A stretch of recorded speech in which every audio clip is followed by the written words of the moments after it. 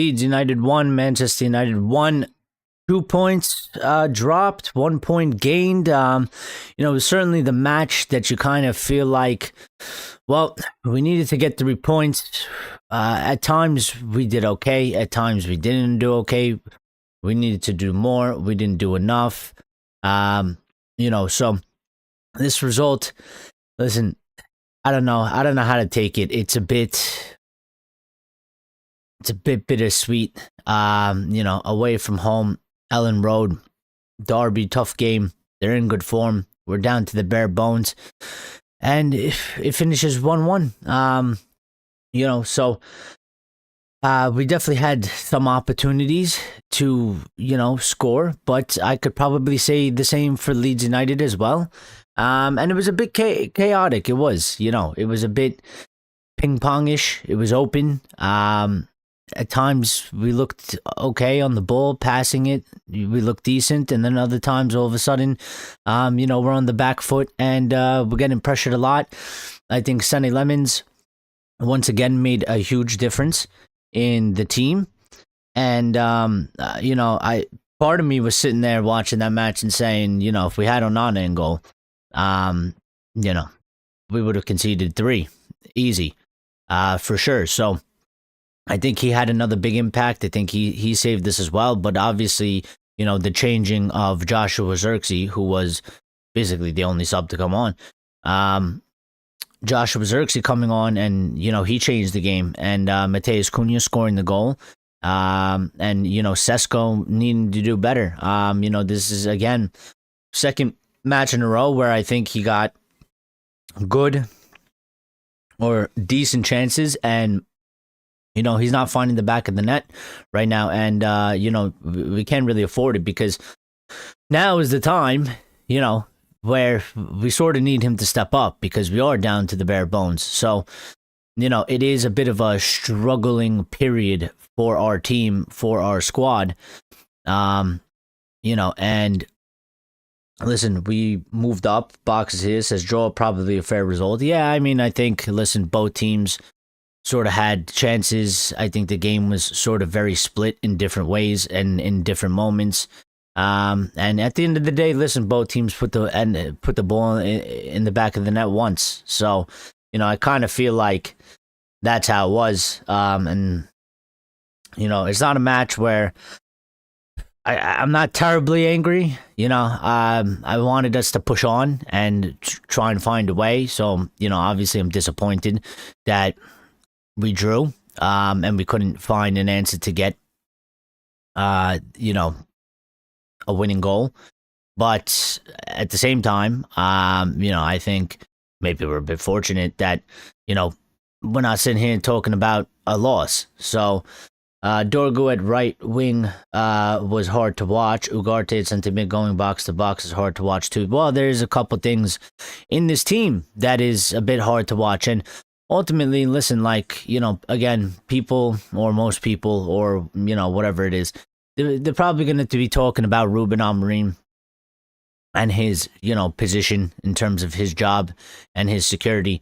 But ultimately, I think the fan base should have a smarter conversation and a bigger conversation. And I think ultimately we should be looking at, our board, our hierarchy, because Ruben came out. He had his press conferences yesterday, and he's clearly seems to be visibly upset. Seems like, the transfers aren't there. And really, I think we need to start questioning the whole project a lot more in terms of, forget the manager. Why have you brought in this guy to play the way he does? We don't have what we need to play the way he does, and we're in a January market, and potentially you might not be getting this guy on this team and this current project as it stands any reinforcements, because we clearly need reinforcements. The squad clearly needs more changes. I think the line that sells it to me the most is when Ruben was asked about when he was asked about, continuing to make changes and in the squad, and he said that, listen, it's going to take a lot of time and a lot of money, and we don't have either. And he was asked to clarify these remarks last night. This bit came out, and he refused to clarify. And I think he refused to clarify because I think I think the Ineos and them told him not to talk about it. And so I don't think he's going to talk about it, but I think quite clearly he's asking for help. I think everybody in the world knows that we need more for what we got right now to play the way that this manager plays. Again, like, people will say, well, he needs to adapt, he needs to change the formation, he needs to do this, but I will keep saying it's not his thing. It doesn't really make too much sense to me that the guy that doesn't play a 4-3-3, all of a sudden you want him to become a guy that plays a 4-3-3. There was always one clear action plan here.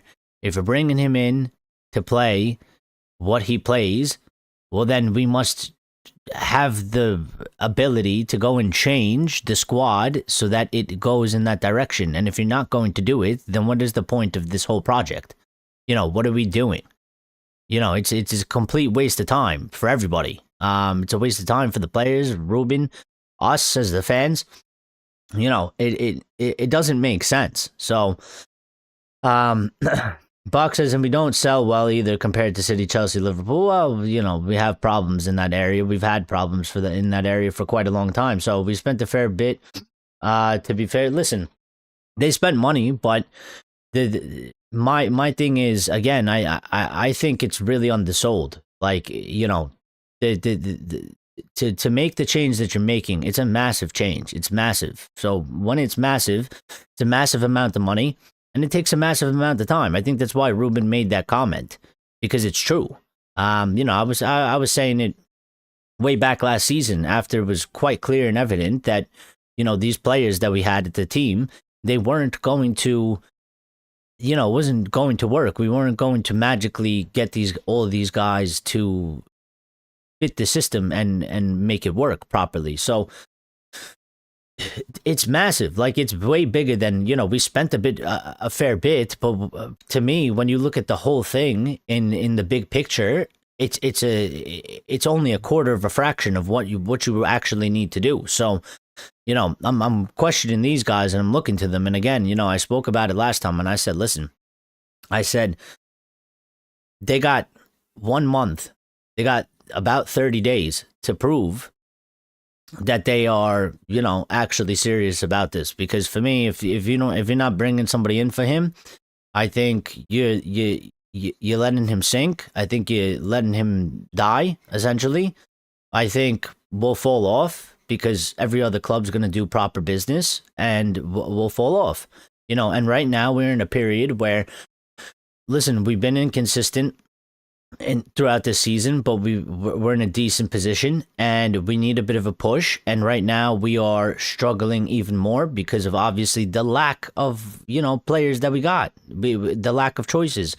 So it's always going to be difficult, especially in this period. Right now we're trying to play without a creator.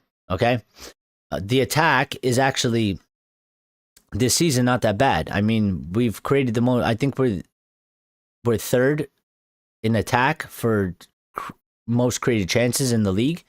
So the attack was doing better. I think the attack is struggling now because we don't have a creator in the team. We don't have Mount, we don't have Bruno, we don't have Kobe. And I would even consider Amad Diallo and Mbeumo as other sort of creators, different type of creators, but creators. We don't have any of them. And we're in a period right now where we just saw, without these guys, without one of them in the team, we can't manage to score more than one goal. So, it is quite an issue, and it's quite a problem. Sancho, Rashford, and Højlund going permanently in the summer only brings in about 65 million. Yeah, and, this is another thing. Like, listen, the money, you want to talk about money, you want to talk about the project and how we need more, because it's not enough to do the change that, they decided to go with. The change that they decided to go with needs more added to it. This isn't enough.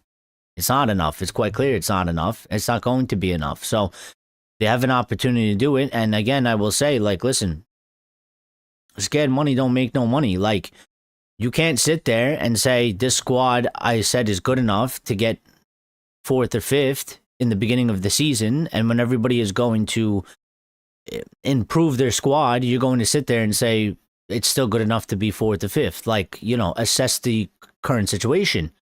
We are a bit inconsistent. Sometimes we play good, sometimes we play bad, sometimes we play horrible, and we need a push, and we need something to be added to the squad. Again, like, we're looking to buy people in the summer. Why? The squad's so good. Why do we need to buy in the summer and not in January? Doesn't make sense, really. Chelsea spend about $1 billion, but also sell about $650 million in players too. Well, the problem with selling players is, some of them obviously are from previous deals that we can't really move on. So, we're still struggling with that. But listen, if we get these other guys out, we'll be all right. Grace says, I'm disappointed, not angry with the results. Yeah, that's how I feel, Grace. Zirkzee is defo a 10 in this system. But if we went to a 4-2-3-1, would Zirkzee be a 9? That means we would have to sell him to bring in another striker. Well, I think so. Again, I've been saying for quite some time, to me, and I've always said that Joshua Zirkzee is not a striker. He should not be a striker. His best position is obviously behind the striker in the central role. And I've always said, I've said numerous times, for me, it's in that role or it's nothing. So, that's something that we need to sort out as well. What are we going to actually do? And then make the decision. Because if we're going to play a certain way and he doesn't fit it, or there's not enough room for him to be able to, be involved at a certain level, and we need somebody somewhere else that's, we're lacking a bit, such as another striker, like, if he's the backup striker, and listen, I said we needed 2 strikers, in the summer. I didn't want Rasmus Højlund to go for this reason, because look at Sesko. Like, the guy is struggling. It's his first year. We're doing the same thing that we did to Rasmus. We're doing it to Sesko. We went with the young guy in Rasmus. He struggled. There was no relief for him. There was nobody to sort of, manage the workload. Okay, we get Sesko. We let Rasmus go. Who, these guys are strikers. They don't play any other position. Their position is striker. Okay, Zirkzee's not a striker. We keep Zirkzee here. Zirkzee is like the backup striker or half a backup striker. Depending on if he wants to put Zirkzee there or if he wants to put Matheus Cunha there. And to me, Zirkzee is not that player. Like, Zirkzee is a guy that plays behind the striker in the 10. Like, and so what are we doing? And this is the thing that now, like, I think the fan base has to park the manager thing for a second and actually start talking about Jason Wilcox and the other guys more, because at the end of the day, Ruben didn't put this whole thing together by himself. He's a part of it, but these guys make these decisions as well in the transfers, and it's a committee, and Ruben is one guy. So if it's a committee, then the rest of them agreed on certain things, and Ruben asked for Ollie Watkins. We don't have Ollie Watkins, do we? So maybe with Ollie Watkins, maybe it would be a bit different. Maybe Ruben was right on that one, and maybe they were wrong. So there's a couple different things. But yeah, I mean, like, I'm not angry. I don't think the general fan base is really angry today, because, I mean, you look at the situation and it's quite hard to kind of be angry about it. It's not really normal circumstances. I think if we had, more of our squad and more players available, and we're doing these types of results, I think then obviously there's a bigger case to say, well, what's going on. But last time you said they might pull a good fight and prove themselves. They did shit. How much longer are you going to find apologies for this baffling baboon? Axe, I don't really give a fuck, okay? I don't even agree with what you're saying, so I don't care, all right? You are a super emotional guy, all right? I don't care.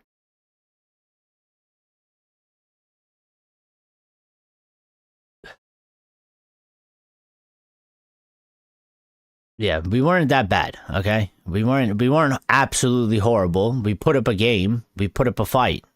It ended 1-1. We didn't get battered. We just didn't get the win. So I don't believe in what you're saying.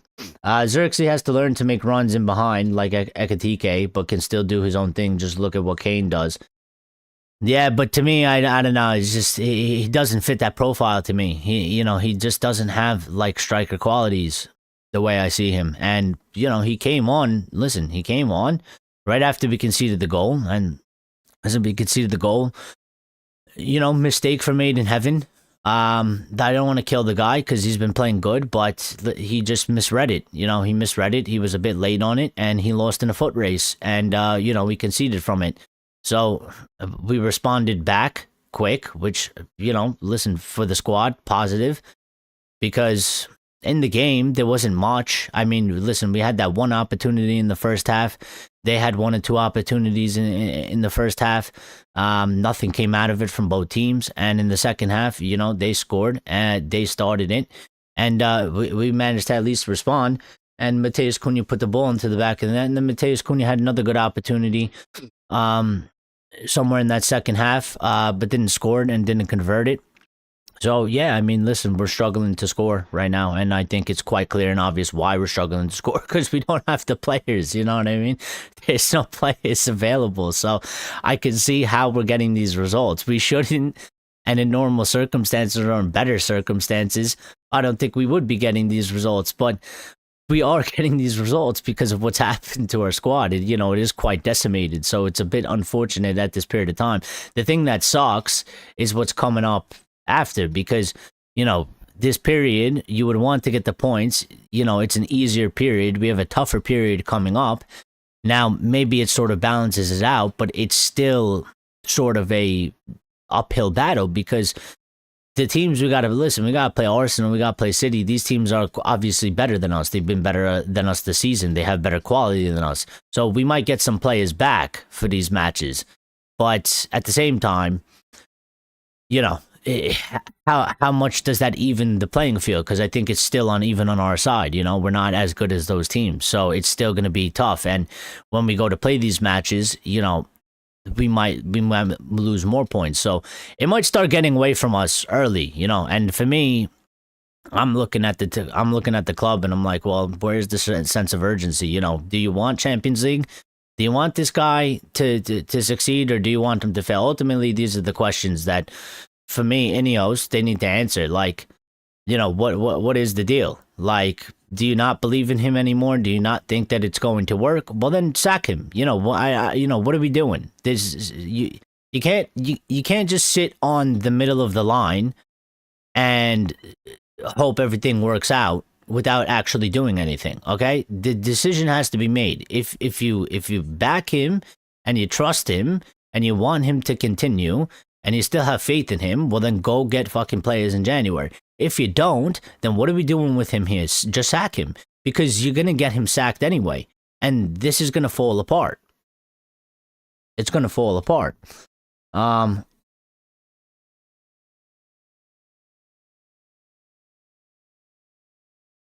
says Zirkzee's best position is back in the Serie A. He's not good enough as a center forward or a 10. Well, listen, I think he changed the game today, and he had a good impact. So I think his best position is where he came on to play today. And I'll say again, like, listen, if we can't find a way to play him there, then him being in the squad to me is pointless and useless, and we don't need him then. If you can't make that work, if you can't find out how to make that work in the team, then what do we have him for? Because he's not going to play a big role, and we're going to play him in a position where he's obviously quite clearly way less impactful. So again, decision needs to be made. What are you going to do with that? And how are you going to move forward? Pick one or the other, and let's go. Let's go forward. We can't sit here and, try and play the middle of the line again with this. Well, we'll sometimes use him as a 10, and sometimes we'll use him as a 9, and, he'll be worse at the 9 than the 10, but the 10, there's competition, and we're only using him for now. No, make a decision. make a decision, choose, just like Ineos need to choose what they want to do. Because we'll stand still and we'll go backwards. So hopefully we had one kind of goal today, says Axe. Still no control of the game against the newly promoted team. Axe, in what world do you think that team is going to control the game in any way? Do you not see the team that is on the pitch? Do you not see our bench? This is my thing. Like, when I see that team, I look at it and I don't get a very good feeling from it from the beginning. The quality of those players, I don't rate them that high. So when we draw 1-1 away from home against Leeds, I'm not angry and I'm not really surprised, because I look at it and I say, well, it's not elite. It's not really that good. I'm not that surprised that this happens. It's not good. It's not good quality. We don't have the quality in the team. We certainly don't have the depth. Quite clearly, we've lost all the depth. You can't survive without depth. It goes for any team. I mean, I've been talking to my Arsenal buddies the other day, and I'm telling them the same thing. I'm like, listen, you guys, you're at the top. I was like, you got a shot, but I was like, you better pray to God that, by March or April, you're not in some sort of injury crisis, because I was like, you guys will get absolutely screwed. I was like, the team with the best depth will win this Premier League. Okay? And City have shown that before, because they have like almost 2 starting 11s at one point. And that's helped them win many titles in recent times. So the same thing goes for us. Like, yeah, we're not challenging for the Premier League, but when you're challenging for the positions, the depth's going to matter. And we don't have the depth from the beginning. Now we certainly don't have the depth. So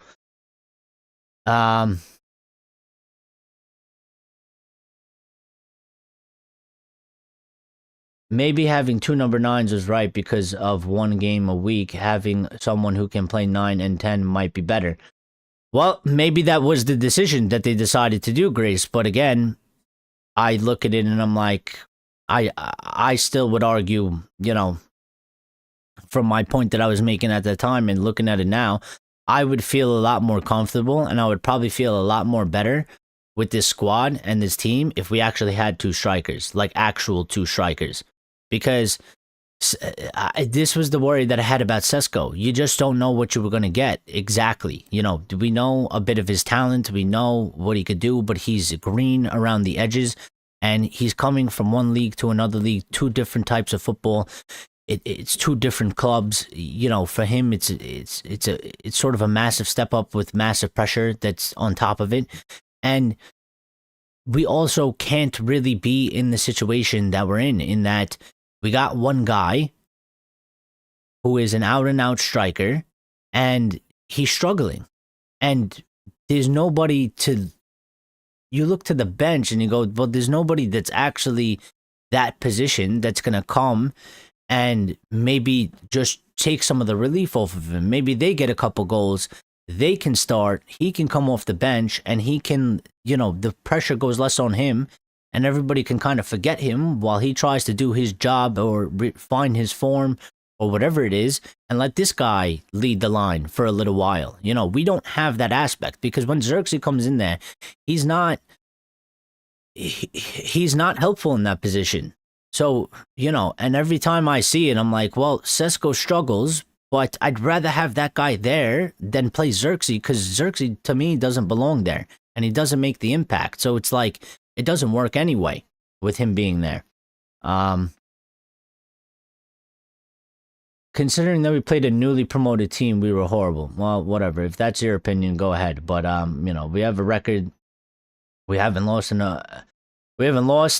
against a newly promoted team. I think it's like 26-2. Now it's 26-3 or something like that. So we've kept that alive, and we haven't lost. Leeds have been in great form lately, playing at home, and they have, versus the team they hate the most, United, without 8 players. With 8 players out today after being a goal down, it is a point gained today. Listen, I think it's, point gained, or, I think it's half decent result, half bad result. Again, I think it reflects the scoreline. It's 1-1, it's a point. Like, it's not the worst result. It's not the best result. And unfortunately, for our situation, because of things that we've done in the past. This is how these things start compounding. If we had the win against Everton, if we had the win against West Ham,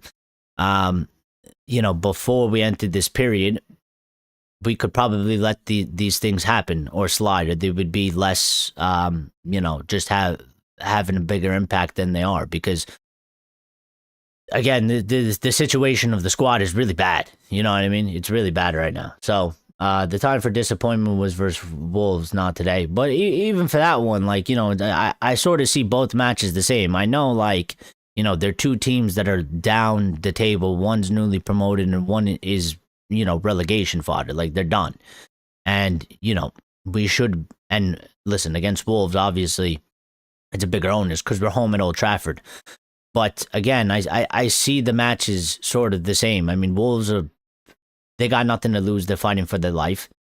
And Leeds, they've gotten into good form. It's been unfortunate for us because they were shit earlier, and we got to play them, and they get into good form, and we're down. We're down half a team. So I sort of view them a little bit the same because I'm just like, well, with this team, whoever we play, it might have been an issue or a problem beforehand, but now it's really serious, isn't it? Now it's really it's even worse than it should be. So, where would Zirkzee play in a 4-3-3? I wouldn't play him in a 4-3-3. If we play a 4-3-3, I'm selling Joshua Zirkzee. I'm selling him. I'm selling him. I don't think he does the job. I think he needs to play in a 4-4-1-1, maybe. But I don't even know. In the 4-3-3, it would have to be attacking mid. And when you say attacking mid, and I'm looking at the other players, I'm saying, I would put Bruno ahead of him. I'd put Mason Mount ahead of him. And I'd put Kobe Mainoo ahead of him in all those positions. So if we play a 4-3-3, Joshua Zirkzee needs to be sold. He doesn't fit. Again, we brought him in for Erik ten Hag. I don't know what they wanted to do with him, Erik ten Hag. I don't know if they wanted to make him a striker. Roma seemed like they want to make him a striker. Maybe he's good to be a striker in the Serie A for Roma. But in the Premier League football, and what we're trying to play, I don't see how it fits. I don't see how it works. So if we're going to play a 4-3-3, I think he can't stay here. Well, there's no point in having him. It just doesn't work. It just doesn't work. The next two games are must win away at Burnley in the Premier League, and then home to Brighton in the FA Cup, because realistically the following two games for City and Arsenal could be losses. Well, we need to try our best, but I mean, listen, the Burnley game is a short turnaround. It's on a Wednesday or something like that. So, are we going to get any players back? We need to get players back to improve our chances and opportunities to get anything out of these matches. Not having a creator in the team is massively killing us. It is absolutely destroying us. And we are going to struggle to win matches if we don't have these players. We talked about when we had these players, we still needed more. Now we don't have these players. We have even less. So I just don't see how we are going to be able to conquer teams. Can we pull out a result? I hope we do. We need to, because our back is against the wall at this moment in time. But it's gonna be a pain in the ass. There's no way that all of a sudden, with what we have available, we're just gonna roll up and rock them 3-0 and be comfortable. Not in this situation. Not at all. But I mean, yeah, this is sort of the bit of the consequences, bit of the reality, in that we need these points because we are going to end up playing Arsenal and City soon. And those matches, they're better teams than us. They've been better. They have a stronger squad all around, from starting to bench. And they could very well be losses. These are the matches that we were hoping to get some points so we get a strong footing. And if you take the losses in this match and you take the losses in that match, well, the picture starts to look a lot more bleak. Bruno Mount, Ahmad, and Cunha and Zirkzee can all play as 10s. Really, what was the point in buying two number 10s? Well, again, that's my whole thing. you can buy 2 number 10s. It's not really the issue. It's the issue really is you buy 2 number 10s, what are you doing with the rest of the 10s? Because again, I keep saying, like, if you're going to buy players to upgrade, I don't care. It's not a problem. Buy new players for positions you already have if you deem them an upgrade. But what are you doing with the guys that we already have? Like, when we went to go get 2 number 10s, first we thought we were getting 1, which everybody was like, yeah, makes sense. Then they were like, we're getting 2. And it was like, okay, we're getting 2. And the whole time I'm sitting there and I'm saying, well, somebody's going to have to go then, no? Like, and we didn't really do that. And again, that's why I think it was a mistake. Because for me, it was like, all right, you buy 2 number 10s. I say by default de facto, you get rid of Zirkzee, you keep Rasmus Højlund as an out-and-out number 9. And then you have your 10s. And you can play with the 10s. And it's a bit more balanced that way. But we did the opposite. So whose call was that? Whose call was it to do that? Okay? Because I don't know if it was Ruben's, or I don't know if it was all Wilcox's, or I don't know if it was Barada's, or Vivel's. I don't know who made the call to do that. Who were the people that were responsible for coming up with that idea? Now, my inkling would say it's Ineos, because ultimately they're the ones in charge, and Wilcox's job is to sort of set up the game model and the team shape with Ruben Amorim, but he is Ruben's boss. So he has more authority over Ruben. So if Ruben wants to keep a guy, but Wilcox wants to get rid of him, and the rest of them agree to get rid of him, well, that guy is gone. If Ruben asks for Ollie Watkins, and the rest of them choose not to go for Ollie Watkins, but they choose to get Sesko, well, we end up with Sesko. So that team is Manchester United, no excuses whatsoever. They were our shirt. They should have given their hearts on the field. No determination, no fight. Yeah, I mean, again, I don't think that's true. They were trying, brother. Accept the reality a bit. They're just not good enough. It's not like they weren't. It's not like they were walking. It's not like they weren't trying. They literally tried.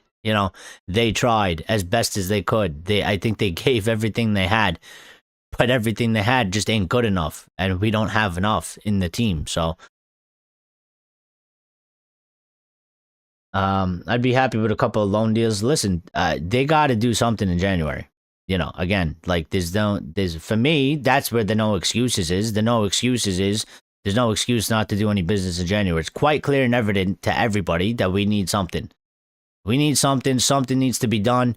If you took any Manchester United fan and you put them in the position of the board, every single Manchester United fan would be looking to get somebody in or do some type of business in January.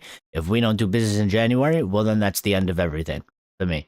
It says it all, and that's it. That's all we need to know. So, I'm predicting right now, like, if these guys don't do something that's going to be a catalyst for us in January, well, kiss everything goodbye. It's going to be over. All right? It's done and dusted.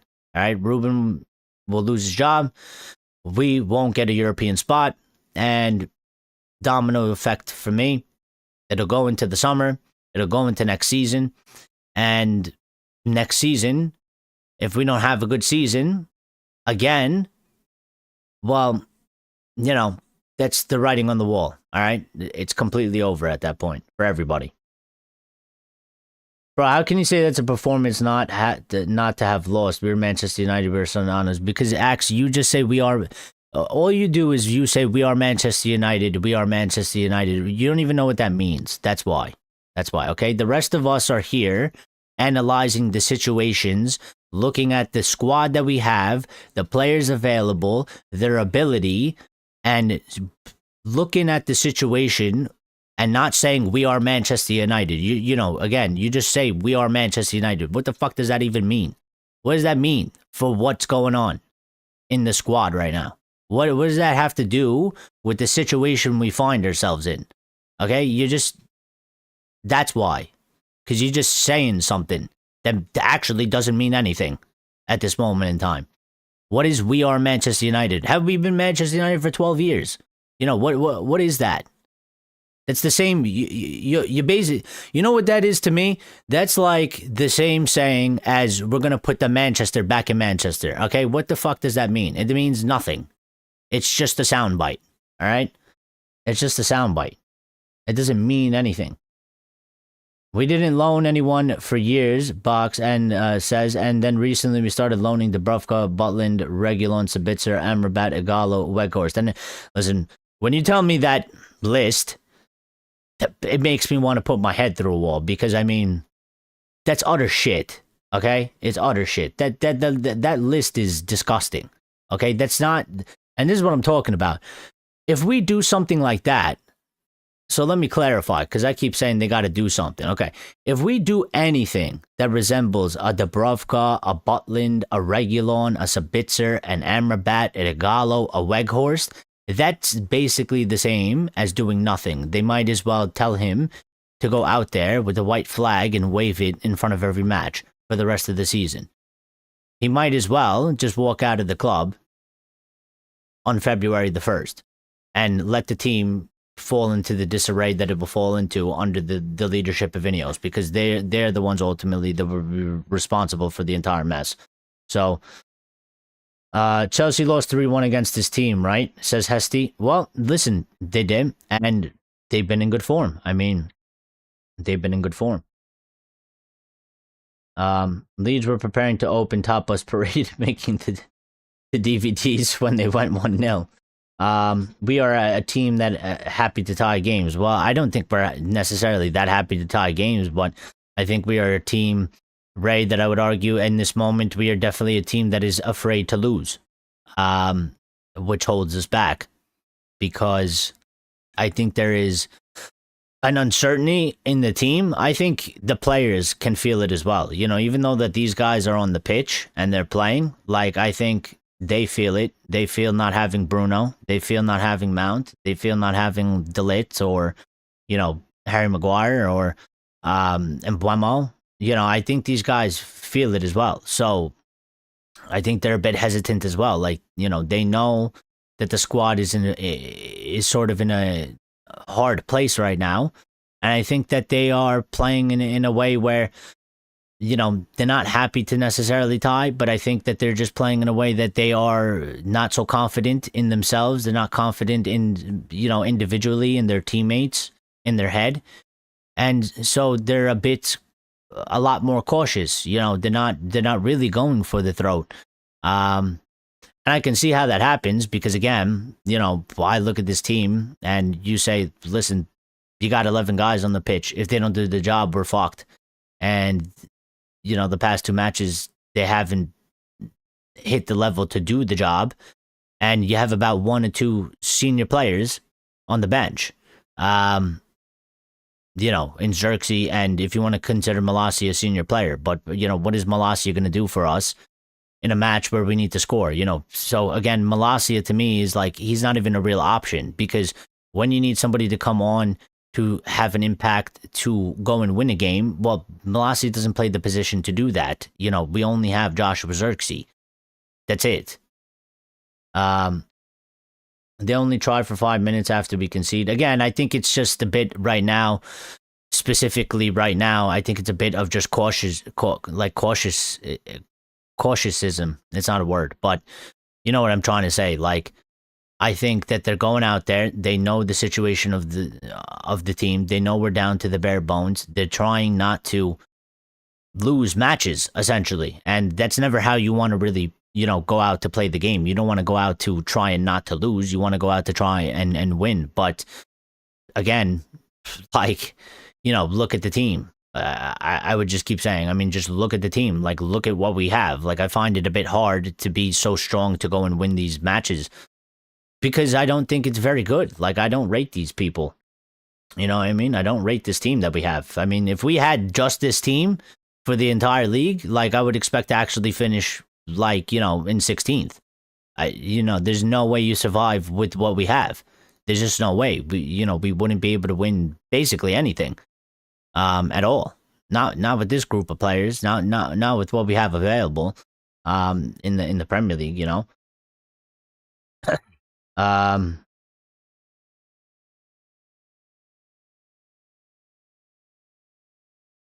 I'll say that Cunha was good second half, won the TV man of the match. Well, listen, he certainly had a better match today than he did against Wolves for sure.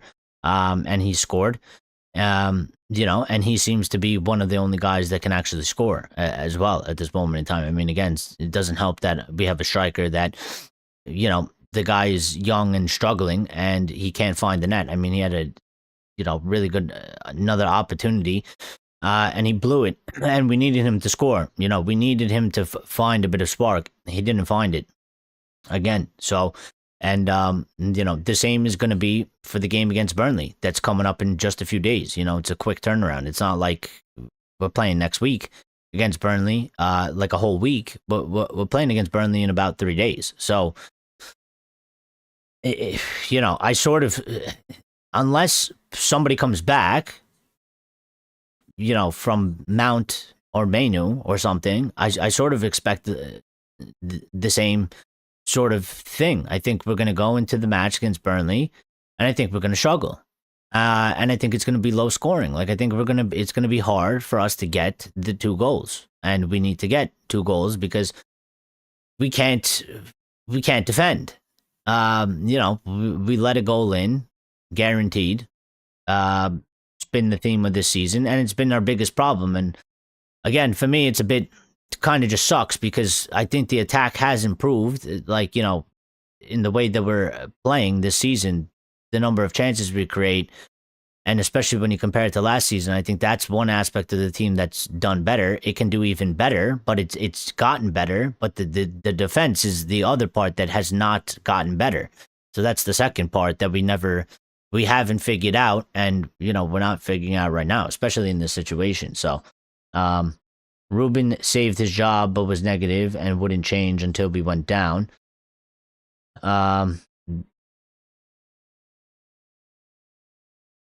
Gray says Axe. Okay.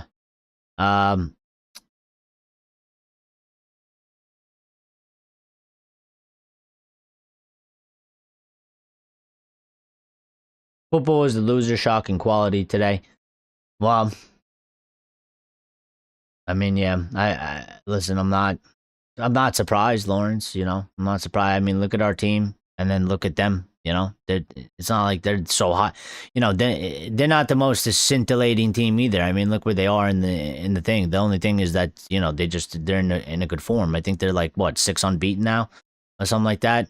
And they played some really strong opponents, and they were putting in some really good displays. So, after we score, all we did passing the ball sideways and backwards, and the last one kick it up the field.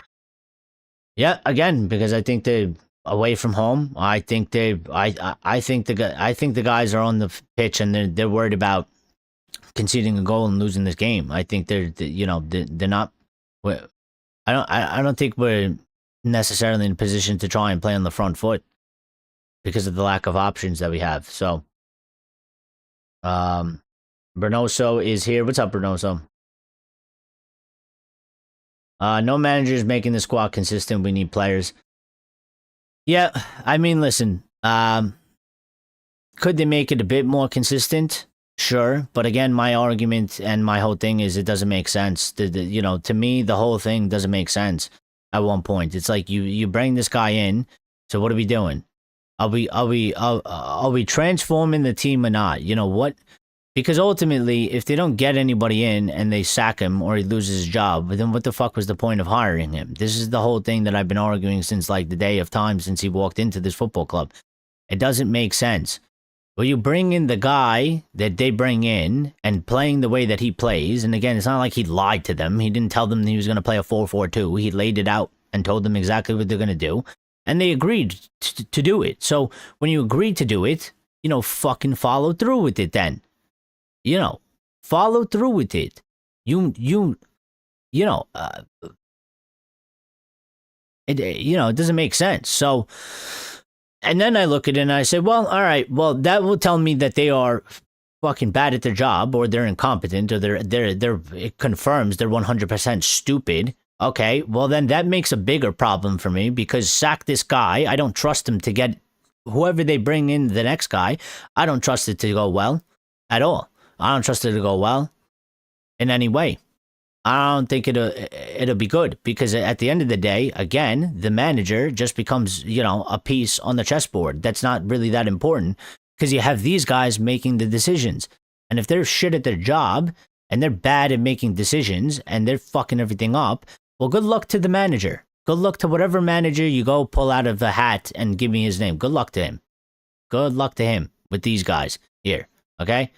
Because they might stabilize it a little more, but stabilizing it ain't good enough. Not for this fan base, because you have people like Axelord demanding Premier Leagues, and when they stabilize it and they can only take us to 4th or 5th, and that's the highest they can do, and they ain't going any higher, well, they'll get sacked too eventually after 2 years, because people would be like, well, they're not good, they're shit, blah, blah, blah, and they need to be sacked. And the same thing will happen again. We was playing against kids. Why can't we play our kids? Because our kids are shit. All right.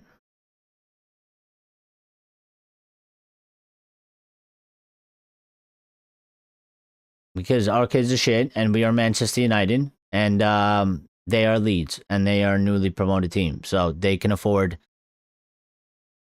to be down there and play kids. What's the difference for them? But we can't take a chance on a kid in a match like that, because we can't afford to lose points.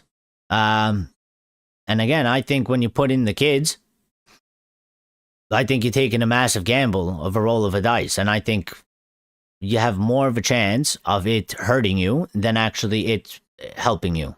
So, Lucky says, proud with manager, no Mason Mount, no Harry Maguire. Chelsea got hammered against Leeds.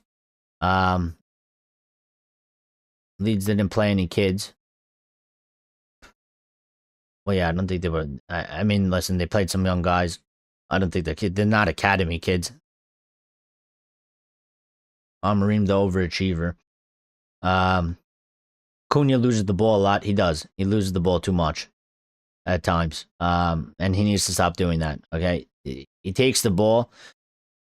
It's my one big criticism of him. The guy takes the ball and he wants to be prime Messi or some shit and dribble through like 7 people when he doesn't need to do that. There was one opportunity. There was one play, not opportunity. There was one play sort of late in that second half, like late, like last 2-3 minutes in the game.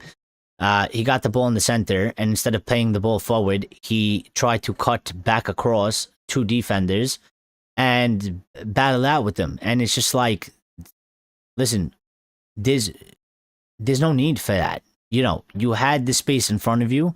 There was a passing lane in front of you. There was 1 to 2 players making a run ahead of you. You take the ball and you fucking kick it to them, okay? And if it goes to them, it goes to them. And if it doesn't, it doesn't. That's a different story. But for you to not pass that ball and then cut back and try and take on 2 guys in the middle of the field for no reason doesn't make sense, okay? It's a stupid, dumb decision, and he loses the ball in those situations, which doesn't help us, because we could have had an attack and it turned into nothing. So that's my one big criticism of him. He needs to stop doing that shit, because it doesn't even work, all right? We watched him do it 17 times against Wolves, dribbling into 7 people, losing the ball. And there's other matches where he does hold the ball. He is a bit too selfish at times, okay? So he needs to tone that down, all right? And he needs to understand that that's not a good aspect of what's going on. Did you see Amorim post-match? He called out the board saying they need to do their job. I did not see that. And if he did, good for him. And then I will get to that, Grace. So in a couple minutes.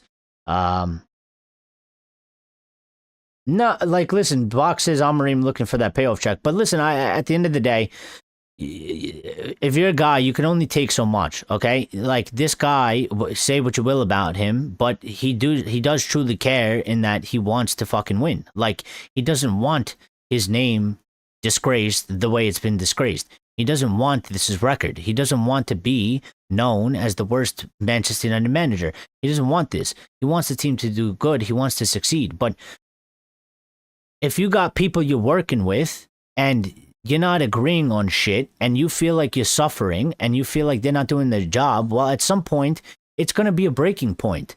So I don't even blame him because again, I'm saying like, look, listen, he makes a on-field decision, he makes a tactical setup, it's on him, and if he fucks it up and we lose because of that, or we play a shit game or whatever it is, him and the players are the guys to look at for that situation. But in terms of you bring him in to do this project and then the project is half-assed, well, I wouldn't blame him if he starts coming out and calling them out, because it's like, well, what the fuck? What are we doing?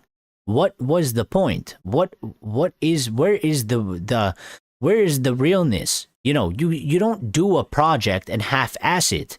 It doesn't work. You don't do it penny pinching. Okay, these guys, they might have some good intentions, but this sort of like aspect where the money is still coming first and the football is not 100% the priority in all situations, it's not going to succeed. People don't like this aspect of money in the sport, but it is a proven fact that you need to spend money to compete, especially in today's Premier League. Even you could even make an argument for 15 years ago, 20 years ago in the Premier League. But now, especially today, you got to spend money. You got to spend money. And the people that spend the most money, typically, unless you're us, are the ones that tend to do well. So they want to do it on, saving coupons and not spending money because they say, well, we'll do it on a budget. It ain't really going to work. I'm not telling us to put us in, massive crisis, but we were about to spend 65 million on Semenyo and we had no problem doing that. And now it's like, well, the squad still needs somebody. Just because Semenyo isn't coming to us doesn't mean now we do nothing. It's the opposite of what we're supposed to do. It's the opposite. We're supposed to go and say, all right, well, we lost Semenyo. There's got to be somebody else. We need about fucking 4 different positions. You're telling me you can't find one guy in one of the positions that we can bring in now that's going to help us now and be part of the squad later? You're telling me there's nobody. You're telling me we're not going to do that. Okay, so what are we doing then? We're just going to sit here, write off the rest of the season, and we'll lose. And we'll fail. And our manager will get sacked because they'll throw him under the bus. They'll just do Glazers 2.0, like the Glazers have done to every other manager, where, to get to a situation and they'll just say it's all his fault. The fans will eat it up because half of them already hate him. And they'll be like, yeah, it was all his fault. And then they'll give you the shiny new toy. They'll string you along for another 2 seasons. That shit will fall apart. And they'll do the same process over and over again. And people will keep biting it. People will keep biting the bait in front of them over it.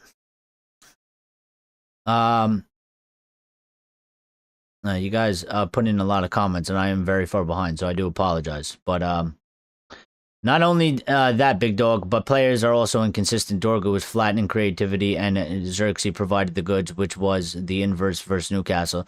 And it was. And again, this is the thing. Like, this squad, I don't rate it highly.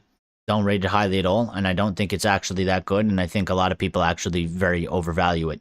And I had high hopes for this team, but I can only go off of what they give us, and I see a lot of things from a player side that I can never accept. Me as a person that played this game at a certain level, I'm not professional, but I played the game, and there's just things that, for me as a player, I always held certain responsibilities on the pitch to myself, and I look at it the same for them. So I'm never going to change that aspect because I think they need to, really look at themselves. And I think they have a lot of responsibility. Once that whistle blows, I think a lot of it's on them. A lot of it.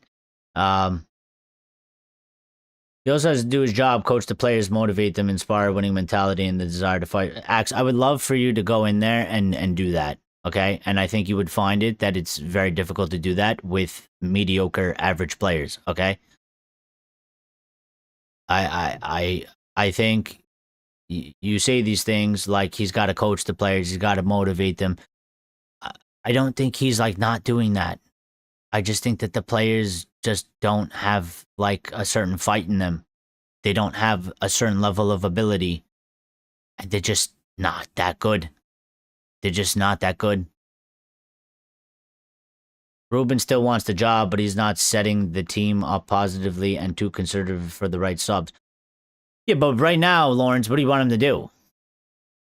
What options does he have? To me, I don't see how else you can set the team up in any other way. There's literally no options. Um, Steph says, big up Eric and experienced chat legends. What's up, Steph? How you doing? Hope everything is well. Ray says, keep Sesko in the game is Ruben can't manage. Okay, again, but what you want him to do? I don't get the argument. I mean, we don't have a fucking striker. There's only Sesko. What you want him to do about that? Do you want him to go and, I don't know, make a striker out of paper mache and put him on the field? And I don't really get it. What does that mean? What is he supposed to? If you don't have the fucking players and you don't have the people in the position, what are you supposed to do? Because for me, I would say, well, listen, I'd probably take him out if I had another striker, if I had somebody else there, but I literally don't. So what do? Take him out and play somebody that's not a striker in a striker position? I feel like that's dumb. I feel like that would work way less than playing that guy that's struggling. So I think it's a fucking lose-lose situation, because I think if you take Sesko off and you put somebody that's not a striker in the striker position, I don't expect that to work or benefit us in any way. In fact, it might even make it worse than what we're seeing, what we're currently seeing. Steph says, we have only lost 5 games after 20 matches. This is an improvement drawing games we would have lost last season. I think it's a slight improvement. Now, people look at it differently because they say, well, we shouldn't be drawing against Wolves. We shouldn't be dropping points against West Ham and Everton. And I agree, but I think those are setbacks in this season that we have. But at the same time, I mean, again, like, we've only lost 5 matches, and that's why I say when you look at this season compared to last season, it's 2 totally different things. So that's why I don't really give a shit about the win ratio at this moment in time, because it's not the same situation. And last season was a disaster, and last season had, massive fucking changes going on, and, it was a complete mess. This season, it's still a bit of a mess, but it's not as big as a mess, and there are some positive signs, but there are some negative signs. But for me, I look at it right now and I'm just like, there's not much that we can do, man. Not in this situation. We are on our knees at this moment in time. The only thing that's going to help is we get our players back at this point, and Ineos should be looking to bring somebody in as soon as possible.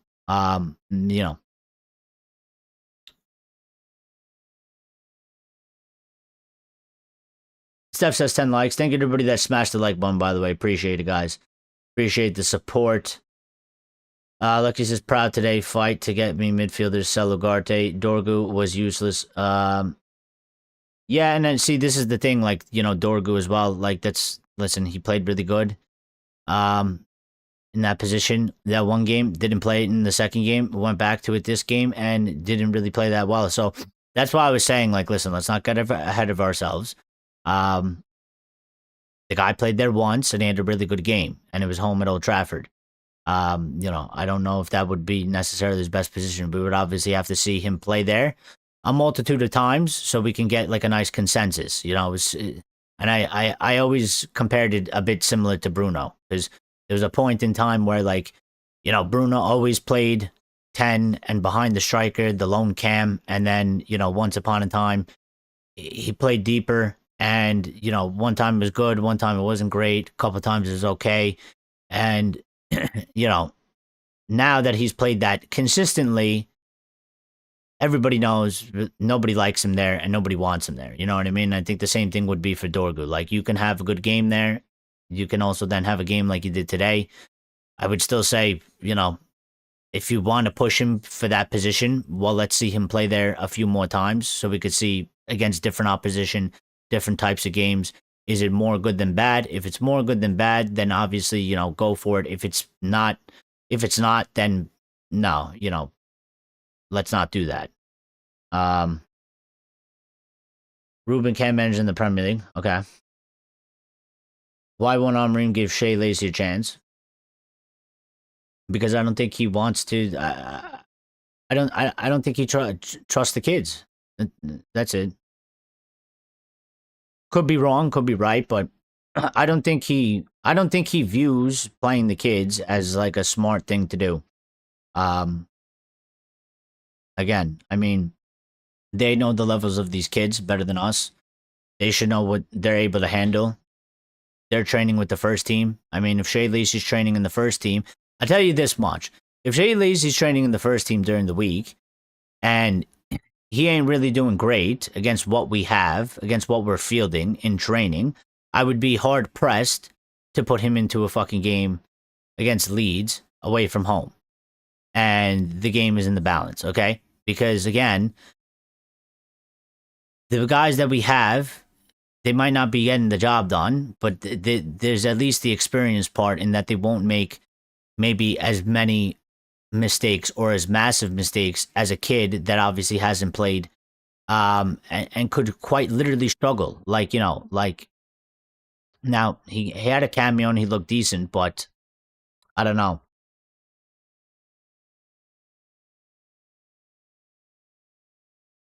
This season, thanks for other teams. Otherwise, we 15th place.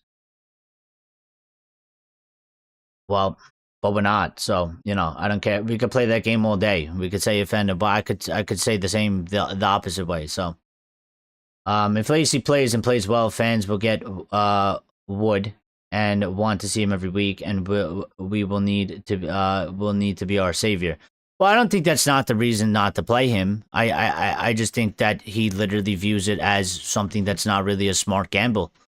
And to a certain point, I sort of agree with him because I think you put somebody on like Shea Lacey, I wouldn't even say there's a 50-50% chance of he does good or he does bad. I think it's lower in that he's a higher chance of doing bad than good. And when you're in the situation of the game, you're going to make a sub or put somebody in, you need a higher percentage of a probability that they're going to have some sort of impact and not fail because the team's already struggling. If you take a player out that's half decent, that's maybe 50% chance, you put on a player and now that player's 30% chance doing good, you've just fucked the team even more. And he's also fighting for his job and he's fighting for his position and he's trying to get through this period. So I don't think he's really willing to take that gamble or that risk. But ultimately, it's his call. I mean, he's the manager. He watches these players week in, week out. He's there with them in the training. He should know how good they are. And I think if they were actually that excellent, I think they would be playing a prominent role or there would be more trust in them. So I don't think that they're very good. Sesko has been poor in front of goal, but I hope that will come. He is all around. His all-around game, hold-up play, technical ability looks an upgrade on Højlund. Well, he does have some good aspects there, right? Like, so it's not all bad. Obviously, the part that we need the most and the part that we're missing is for him to put the ball into the back of the net. And I do hope, like you, that's what I kind of say. I hope it does come good. But listen, again, I don't like the situation. I always had a bit of a fear that this might happen because I think it was always highly probability when you just look at the guy. He's a young guy, where he came from, the football he was playing in, and what Manchester United is. I think there was always a circumstance, a storm or something where he was going to struggle. And when he struggles, like, it's not good for him and it ain't good for us. And we can't really have that in either aspect. Like, it's going to continue for him to be a hard thing. But this is part of the problem in terms of squad building from the football club. We don't have a proper squad. And these guys are leading the charge in it. So we could talk about Ruben all day. But I'm looking at these guys. For me, Ruben is irrelevant because he'll just be another guy that gets thrown under the bus, loses his job, and they'll bring in somebody else, and they'll shine the wavy toy in front of people, and people will get all hyped, and we'll carry on for 2 years, and these guys will continue to build the shit squad. And ultimately, if you continue to build the shit squad, well, whoever you put in there, I don't care if it's Jesus Christ, he ain't gonna do miracles, not with this team, and he ain't gonna succeed, and he's gonna lose his job. Playing Lacey as a substitute cameo wouldn't be a risk. Well, it might be a risk if you if you've won one and you're trying to win the game, and he comes on and he just doesn't grasp the game. I mean, he might not. Like, would he do the same as Montato? I think Lacey's better than Montato, but the example that I'm trying to put across is, look at Montato coming onto the game. Like, he clearly wasn't ready, and he clearly struggled to even meet, a quarter of a fraction of the pace of the game. So I think that's the risk with all these young guys that are highly lacking in any sort of, playtime at first team level. I think it's a risk for all of them. I think you risk them coming on and them taking the team down even a step further than where they are. That to me is the risk. Like, can they come in and have a positive impact? They can, because I'm not saying that they have no chance of doing it, but I don't believe that, again, like, if you have players on the bench, like if you have a Mount or you have a Kobe or you have maybe a Maguire or whatever, and you look at those players and you say, well, we put them on and somebody's not playing good in the lineup, you say, well, you would rate them higher to have a more positive impact to the team than if you're looking at somebody like one of these kids who obviously they don't have that experience, especially in a match like this. Dorgu had one good versus Newcastle, had fans thought he was Pele. We know players expect us to fight that it gets draw 2-2. The guy that brought Sesko should be fired. Again, I don't know who that is, though. For me, Ray, I would say I don't think it's Ruben Amorim. Because as far as we know, and we can only know so much and what's told to us, but we were specifically told that Ruben Amorim wanted Ollie Watkins. He asked for Ollie Watkins. Ollie Watkins was his number one choice. I think even Gyökeres was his number one choice, because I think, again, this is the thing, like, Ruben was asking for experienced players. And Ollie Watkins is a Prem-proven, experienced striker. And I think in this situation, I would have to say, from me just being an outsider, well, I think on that specific one, I don't know what else he was involved in. I don't know if he bring in somebody else. I don't know if he wanted, if he was the one that bring in Cunha and Mbeumo. I don't know if he was the one that decided for two, 10s, or whatever it was. But I think for that specific situation, you look at it, you say, look at Sesko. He's struggling, and he's a young guy, and he is the only striker we have. And they went and got him. And we didn't go and get Ollie Watkins. And now, while I think the price for Ollie Watkins wasn't a good deal, but Ruben wanted an experienced striker. He wanted a guy from a Prem that's less integration, that's less green, okay? Because he probably was like, the striker is important. He's going to score us goals. We're going to win more matches. We'll have more points. We'll finish in a better position. And we can continue to build the project. So I don't think Ruben is the guy that brought in Sesko.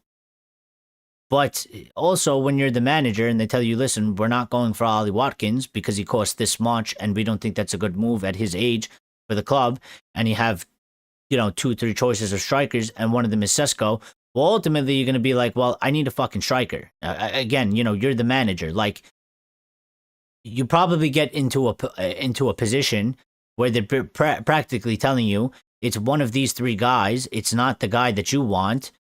And it's either these three guys or you disagree and we don't get anybody. And you as a manager, you already know and you say, well, I can't get nobody because we already need somebody. So I'm not getting my guy, but I can't get no guy. So I got to agree to one of these three. And then I guess he probably agreed to Sesko because Sesko was probably the better choice out of whatever the other choices were. And this is where we are. Now, that's sometimes a normal progression in football clubs because that's how it works in a lot of them. But the biggest thing is it's about getting it right. So when the manager asks for Ollie Watkins and the club says, well, we got an alternative. Well, the only way that that works is if the alternative actually works out. If the alternative is actually a good decision and a good idea.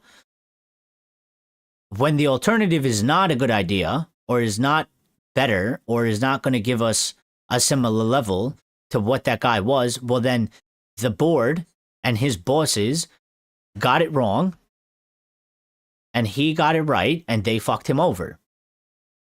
But sometimes you can see in other situations where a manager might want a certain player, and if you have really good people in this job and they go, well, actually, there's another guy here.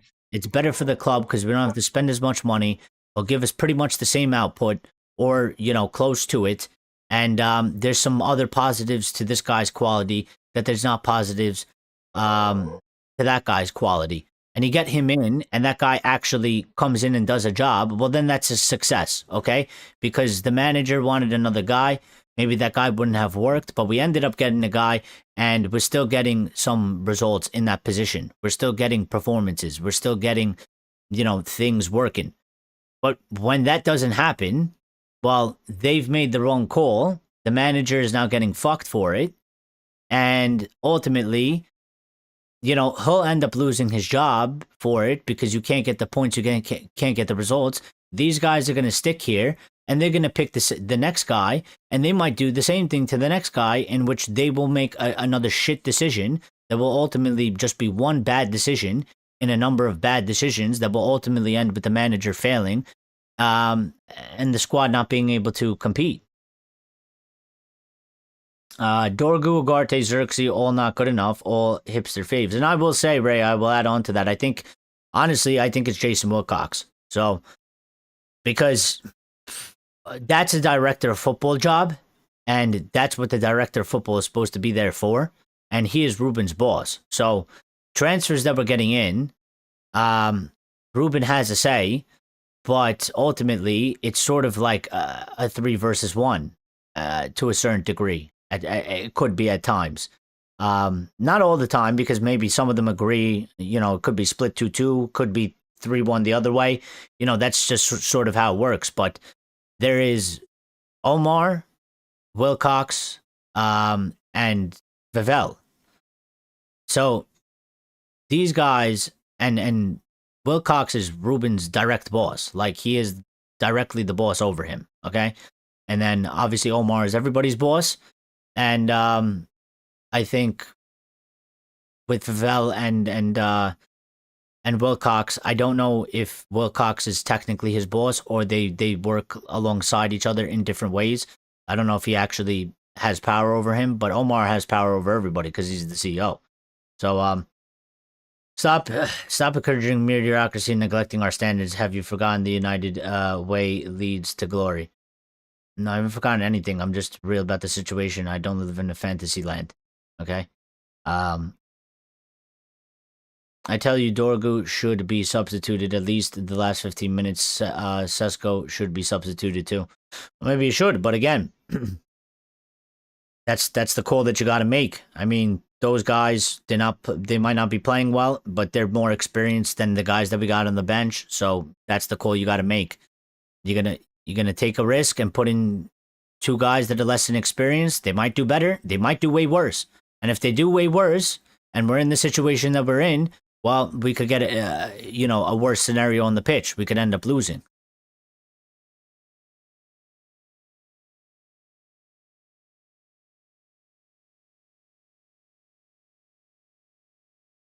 Yeah, I need to skip forward because I'm really behind. However, Grace says, however, when speaking after the 1-1 draw against Leeds on Sunday, he hinted that he won't stay any longer than than his deal. Well, maybe they. I mean, listen, I don't know. Chad says bring a Gallo back. No, absolutely not. You're crazy for even making that comment. People will laugh at you. If people can't handle the Gary Nevilles and the critics, we need to change the club.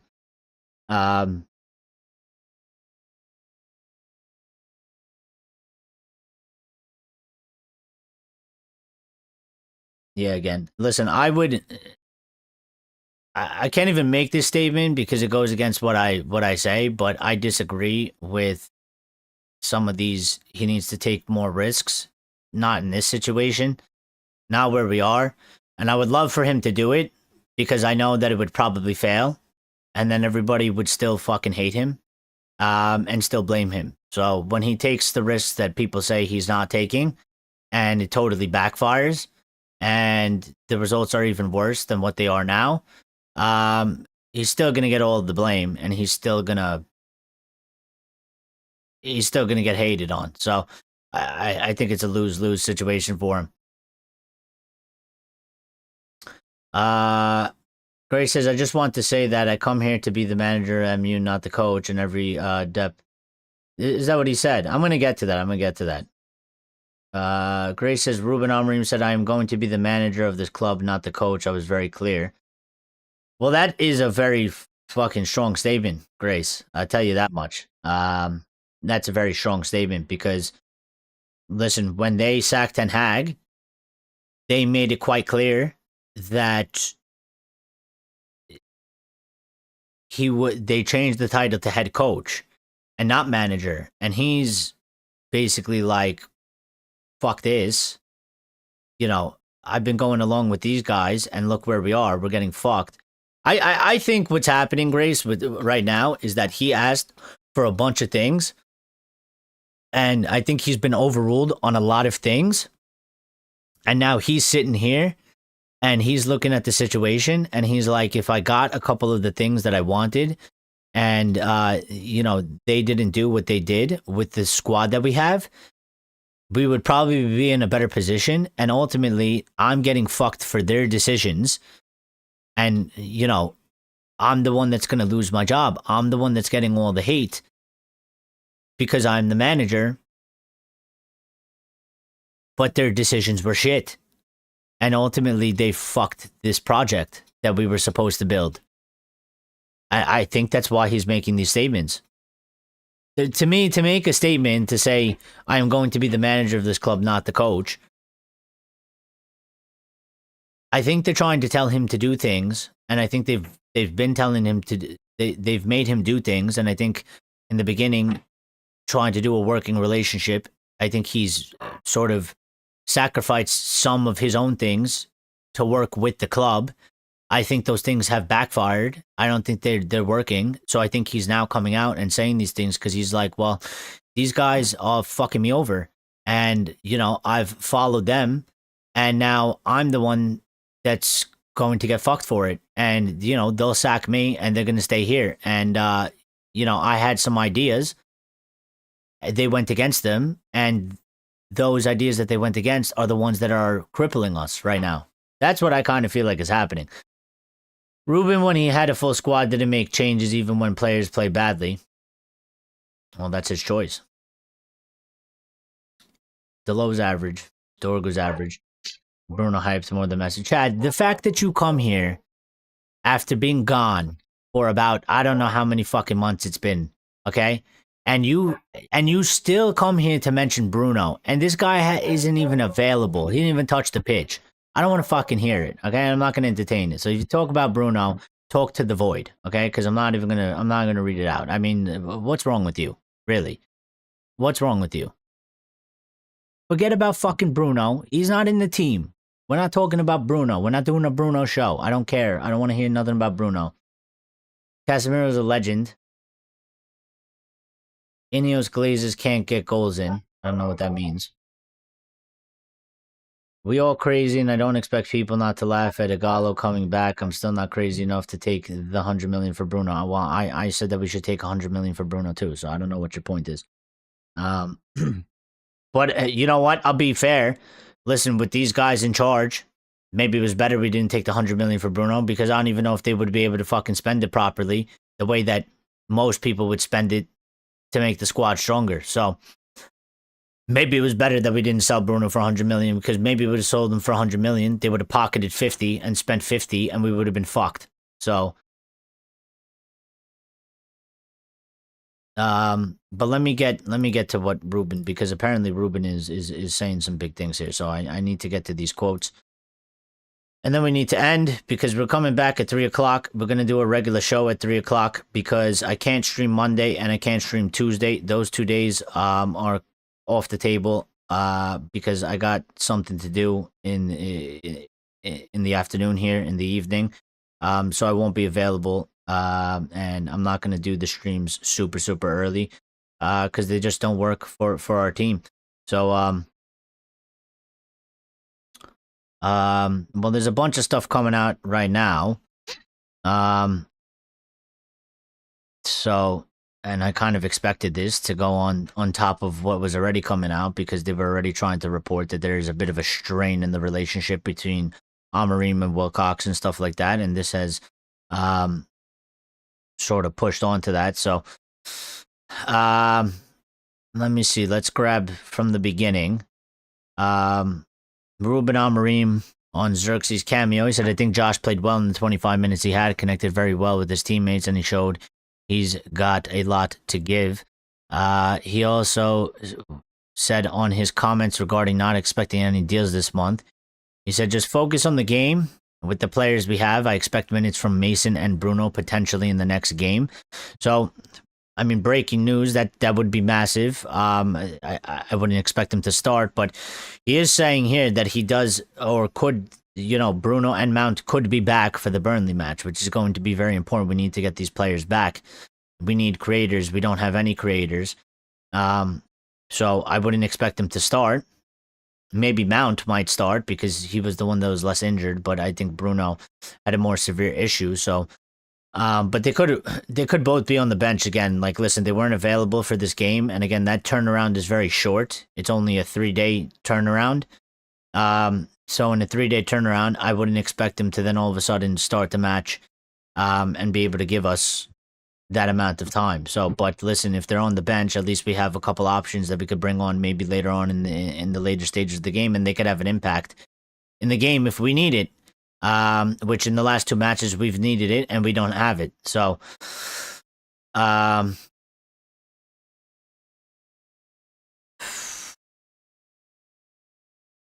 he said, we are losing games in the details, like the goal from Leeds. We were controlling the game, then one kick in the transition, but we managed to get back into the game. Last year, we would have been completely different. Amorim on Aiden Heaven and Lenny. He said, Aiden and Lenny are really young. But Leeds' goal wasn't because of that. If you play well for 90 minutes, you can still make mistakes. So that can happen to Lenny or Harry Maguire, or Harry Maguire, who is an experienced defender. I agree. Amorim was asked about Zirkzee's contribution, and if United need that, he said, we need everyone, which we do. He was then, I don't know what he was asked here, but he said, I just want to say I'm going to be the manager of this team, not just the head coach. And I was really clear on that. That is going to finish in 18 months, and everyone's going to move on. That was the deal. That was my job, not to be the coach.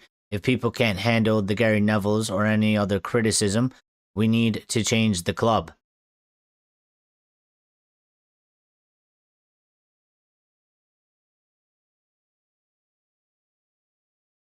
It's a big statement. Big statement. I'm just trying to digest what he is actually saying here. I get I'm going to be the manager of this team, not just the head coach. And he said I was really clear on that. He said that is going to finish in 18 months, and everyone's going to move on. So is he saying he's leaving? That was the deal. That was my job, not to be the coach. Well, that sounds like he's saying that he's going to leave regardless. But also, He says if people can't handle the Gary Nevilles or any other criticism, we need to change the club. So is he saying that the players are weak? Or that the club is weak?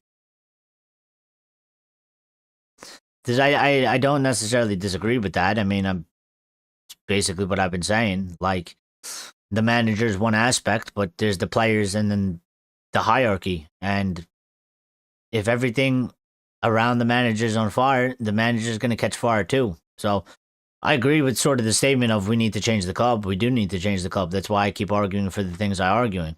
That it's literally the changing of the club. Getting in new players and getting players out, changing of the club.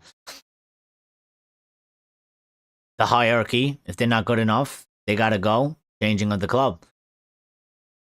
So I don't think I think he's spinning some facts here, but I mean, that sentence there is going to cause a massive sort of, reaction to it, because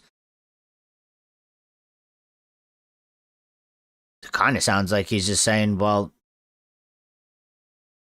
I ain't going to get a new deal, and I don't even want a new deal. When it's up, I'm just going to leave. But I don't know, maybe he's just being a bit emotional like he has been in the past. He was asked if his relationship with the board has changed. He said, guys, I've noticed that you received selective information about everything. I came here to be the manager of Manchester United, not to be the coach. I know my name is not Conte, Tuchel, Mourinho, but I'm the manager of Manchester United. It's going to be like this for 18 months or until the board decide to change. I'm not going to quit. I'll do my job until another guy is coming here to replace me. Well, at least he clarified it there. But I find that interesting as well, that he says selective information, because that seems peculiar. It seems like some of the stuff that we are getting is reported as true, or is true, and he's basically acknowledging that it's true because, well, I don't know what he means by selective information. I don't know if he's verifying that the stuff that's coming out is true and that they've been given a piece of it, and maybe they're not getting the whole story and they're getting a piece of it. And maybe he's trying to indicate, well, somebody's leaking that out to put more pressure on me or me, or, set me up for the fall guy or whatever it is. Which I wouldn't put it past this football club because they've done it before. He said it again. He said, I came here to be the manager of Manchester United, not the head coach. Every department, scouting, sporting director, they need to do their job, and I will do mine for 18 months and we'll move on. Yeah, he's fucking pissed, man. So, this is a strange situation, man. Like, he's saying he won't quit, but he says he's gonna stay here for 18 months and then he'll leave.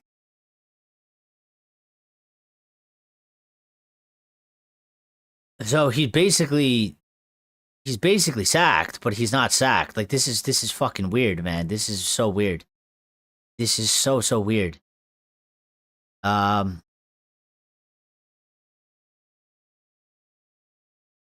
think he's lost his bottle, man. I think he's lost his bottle to come out here and start saying this. I think, you know what? I think some of the reports that we got over the past day or two, I think that those reports are true. I think people reading into, he didn't look very cheerful and he looked defeated or whatever you want to call in that press conference. Well, I think it's coming out right here, right now, because, I mean, he's never said these things. Not in this way. And this seems to be whatever the fuck he was told, whatever the discussion was. I don't think he clearly liked it, or it wasn't very good. And I think this is the reaction we're getting out of it. I think based off of this, I don't know. I'm not an insider, but based off of this, based off of what we're getting, I would read into it as whatever they said to him or whatever the discussion was, he's basically like, fuck it, you know.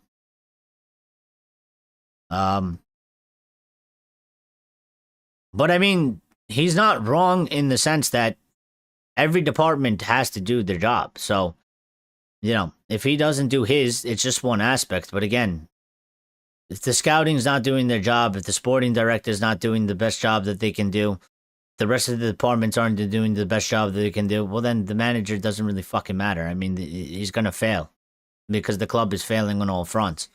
So the manager will fail. He'll be the fall guy. And again, the you know, when it gets to the end, when it gets to a point where it's really bad, and they have the opportunity to throw him under the bus, they'll throw him under the bus. They'll release a bunch of shit to the journalists. They'll paint an even worse picture of him. They'll take most of the pressure off themselves.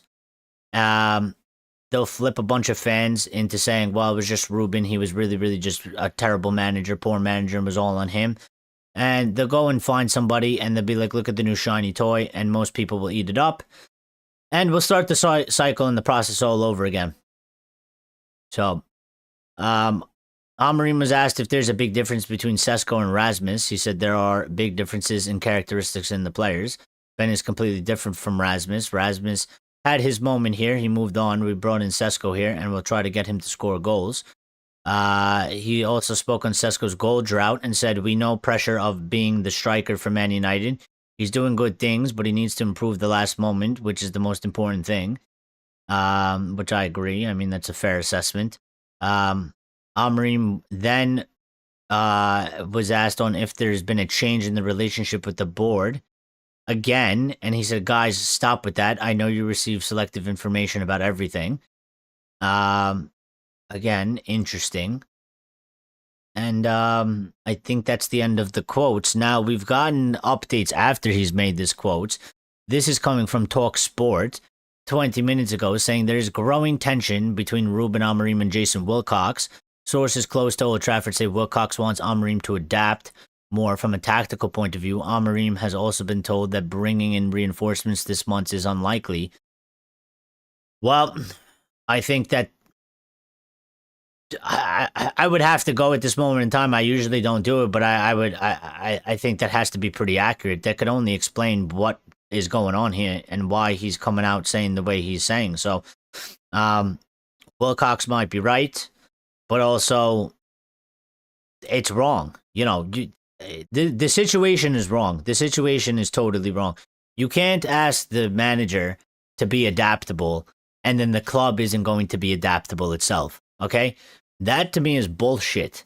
Okay? He might need to adapt, and he might need to be more adaptable, but you also can't then not be adaptable in terms of the squad. We need somebody in January. And if you're telling him reinforcements this month is unlikely, well, if I'm him, then I'm like, well, then fuck this project. You know, again, it's like, what are we doing here? Are you guys serious, or are you fucking half-assing it? You know, you want me to be adaptable. You guys are refusing to adapt because, why? Because the Jim said that this squad can get 4th place in fucking August, and we're in January, and he still says that we could get 4th place, so we're not going to get any reinforcements in January? You know, you're not being adaptable, and you ain't doing your fucking job. So you want me to come and do my, you know, you're telling me I got to do a better job. What about you? You're not doing a good job either. So,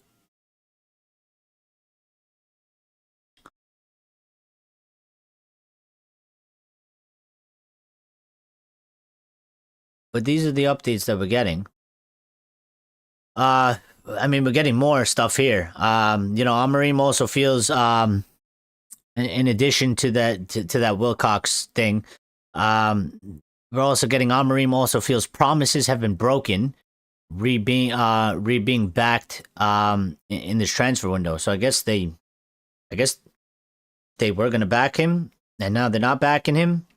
I think he was expecting players, and that might be one of the reasons why he's a bit sour and has been sour, because the conversation he had wasn't a good conversation with these guys, and they pretty much told him that, you got to adapt and do what you got to do. And to me, again, unacceptable, unfucking acceptable. This is Glazers 2.0. So listen, if they do this to this guy, they can go fuck themselves and they can get out of this football club. It's plain and simple. It's plain and simple. It's unacceptable. I don't give a fuck if you think he's a good manager or he's a bad manager. If he's the guy, he's not the guy. You don't do this. It's not a proper running of the football club. So if you're gonna now turn your back and not get signings, and you need to get signings regardless, and I've said you need signings regardless if this guy is here or not. If you're not gonna do it, then you can get the fuck out as well. Because quite clearly, obviously, you don't know how to set up a project, and we're wasting our time here. This is a complete waste of time. It's never going to work. If this is how you're going to handle the situations of the football club, and this is, things that you're going to do, this isn't going to fucking work. There's no possible way. There's no possible way. And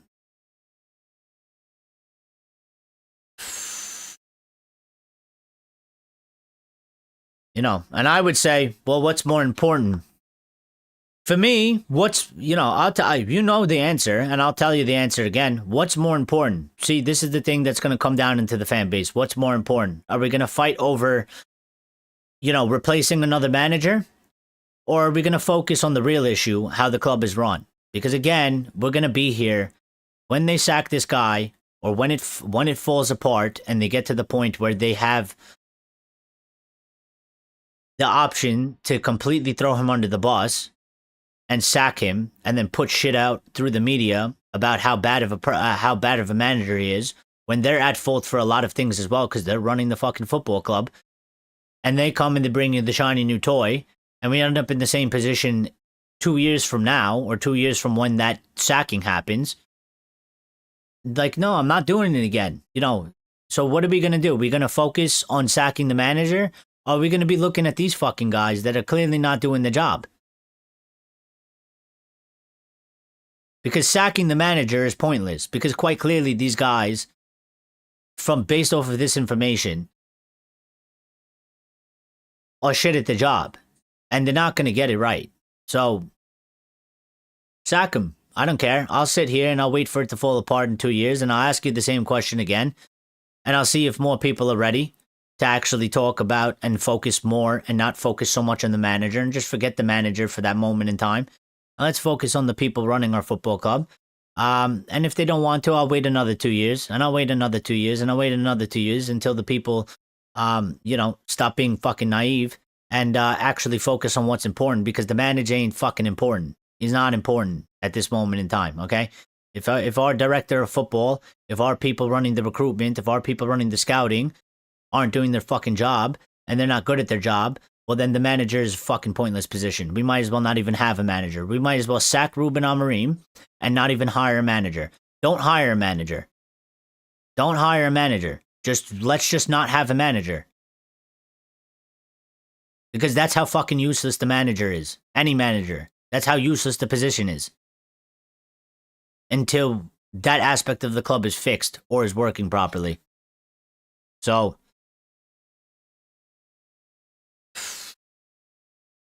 yeah, I'm still live. We're here for an hour and 38. You know that.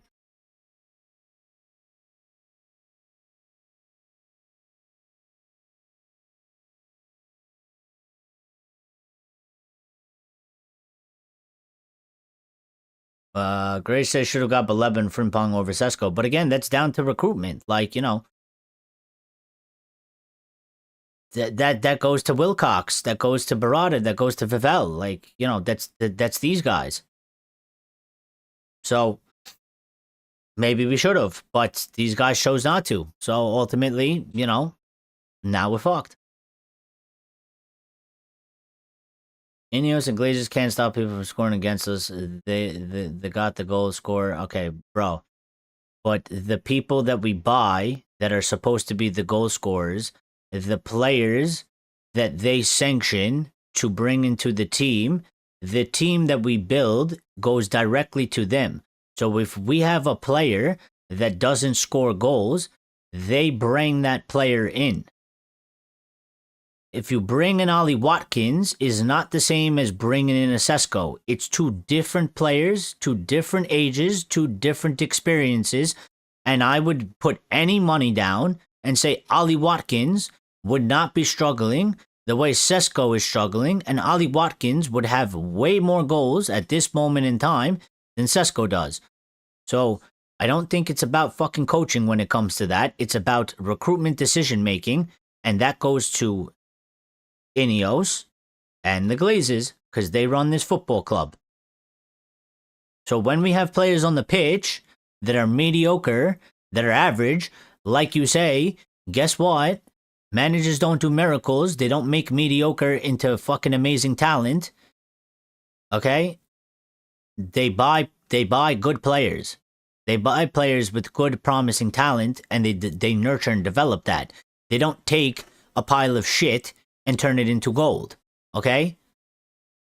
So yes, it does have everything to do with the fucking owners and the people running this football club.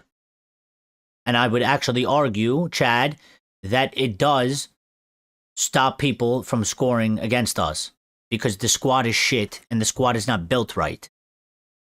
And they are the ones that are in full control of that. Yeah, when he says change the club, that's what he means. The culture, change everything. The club, the whole club. The way it operates, everything. Gray says he's basically saying I'll stay till my contract ends unless they sack me, but I'm not staying after my contract ends. Yeah. Which is really weird for a manager to kind of say that. I find that weird. In terms of like, I just find it strange now. Because it's like, well, he's basically saying I'm not staying. I'm going to leave. That doesn't give me a lot of confidence. I mean, I kind of feel like, you know, it's like you half quit already. How are you going to do the best job to how are you going to do the best job to the best of your ability? You know, I would liken it to a player. Like if a player has sort of one foot out the door or they're thinking about going somewhere else, the heart's not really in it. Well, how are they going to, you know, I would always advocate I don't want the player here because you're not fully committed. And when you say something like that, I mean, I would only say, you know, how can I expect him to be fully committed? You know, to me, it makes an awkward situation. Like, he's clearly unhappy with how things have gone at the club. He's clearly unhappy with how it's being run. He's clearly unhappy with his bosses and decisions that they made. They have some disagreements. But he's ultimately like, well, I'm not fucking leaving. Because when he walks, obviously he's going to give up the money. And, you know, I've always said, I don't care what he says. I think you'd have to be a fucking idiot to give up the money. Why would you give up the money? And especially if he feels aggrieved now, because there were certain things that he asked for and he wanted that he thought would work, and they went in a different direction, and now it doesn't, you know, and now it's failing. Well, I would feel aggrieved because I'd be like, well, I'm not giving up money because you're shit at your job and you fucked this whole thing over. And why would I give up my money for you? Well, I'm going to lose my job. You know, if you want me gone, then fucking sack me and pay me and I'll leave. Otherwise, I'm just going to stay here. And, you know, I'll be professional about it. I have a contract. I'm not going to like tank on purpose, or at least you would hope he wouldn't do that. But yeah, I think they got a real problem on their hands now. So,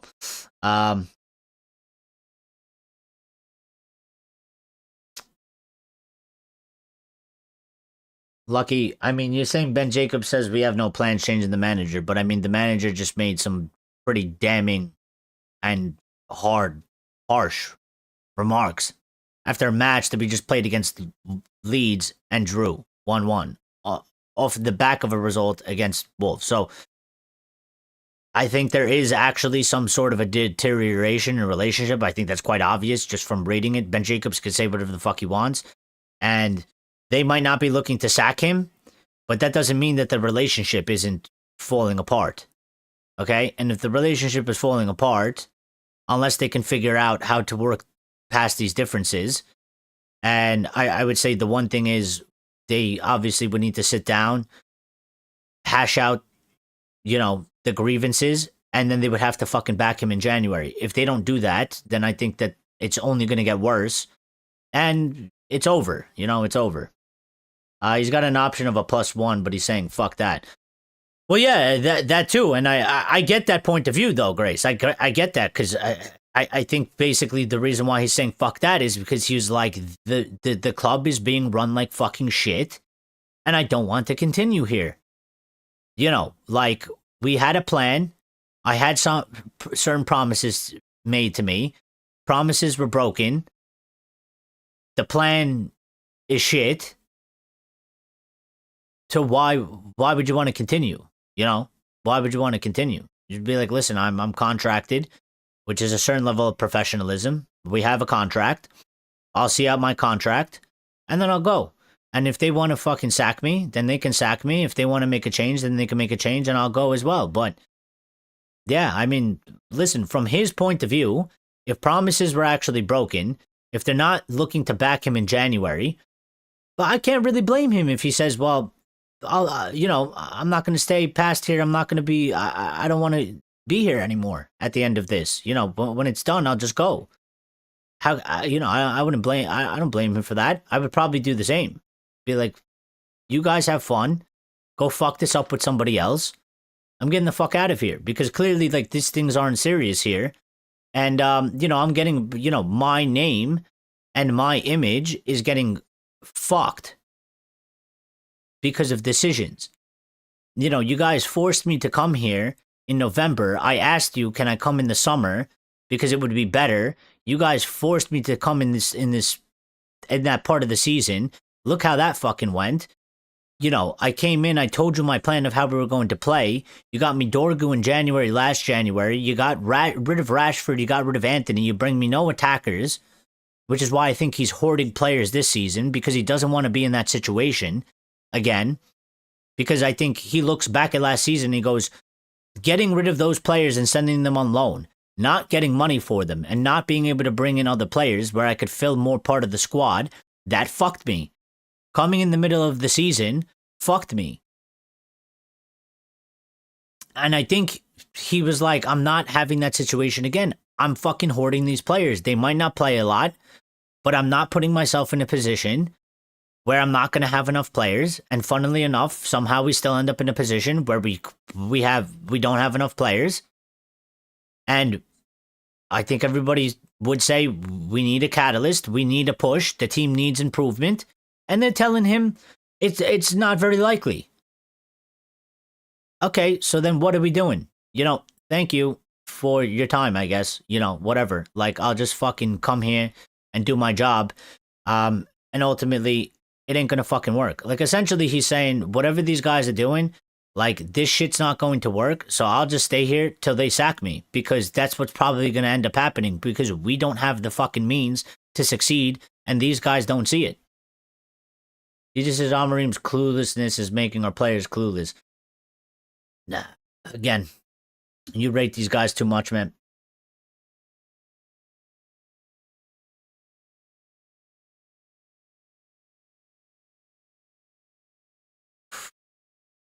January is an awful month. Anyway, supporting Man U makes it worse. Ruben is a mouse stuck on that sticky boards. We showed enough to win at Burnley.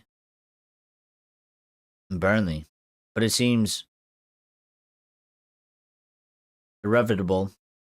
With Ben Sesko, start Zirkzee, and reorganize the attack. Who knows? We need the number 8 back too.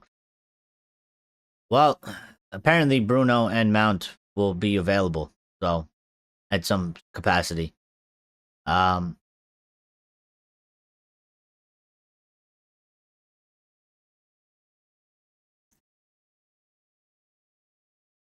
don't know what that means. The press needs to turn on the ownership for anything to happen board-wise, sadly. Well, that's not going to happen because they control them.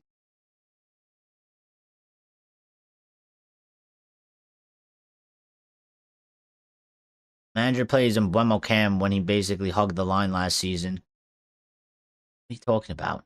And then he plays Ahmad wingback.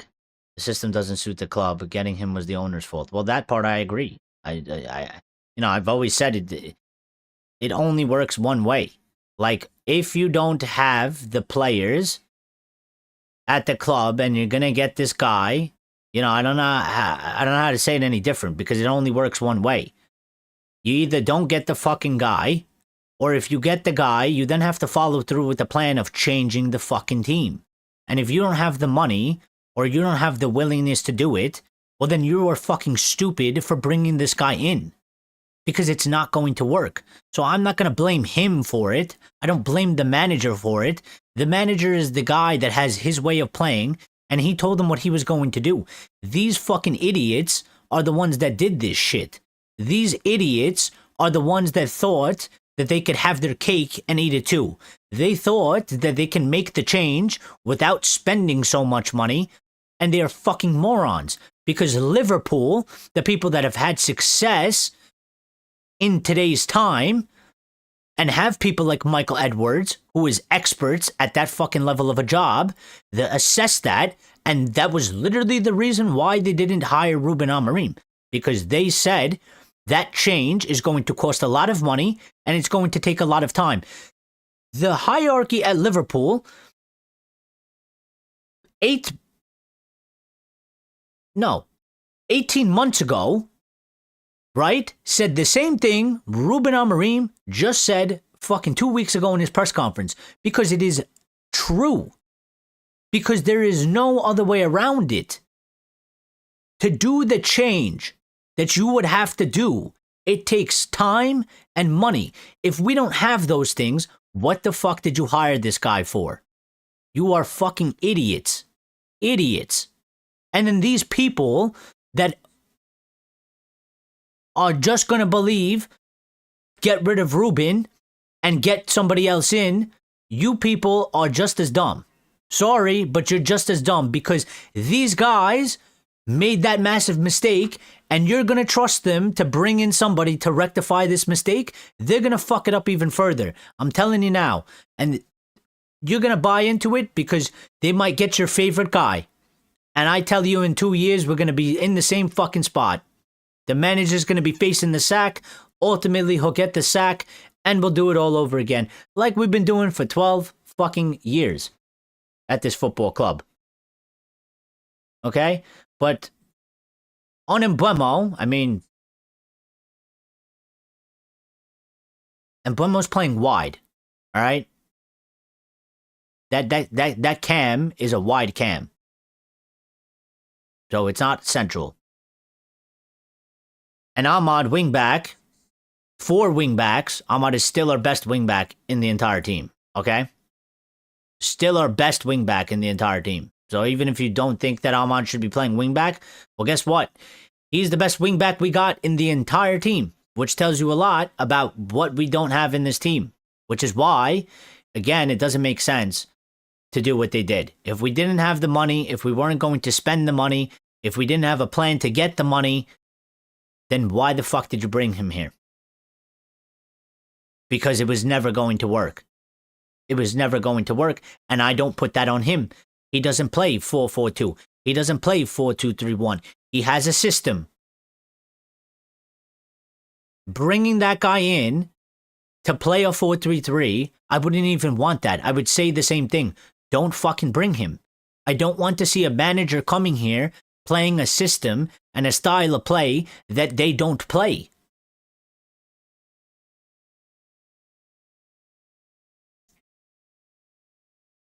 Is there any soul left in our beloved club? Maybe not. I don't know. Money and greed does that, so. If Maino plays regular first team games, we will see a difference. Can't wait for that scenario to take place. If it takes place. JC Visser, Jazz Amorim was pissed in the press after the match, yeah?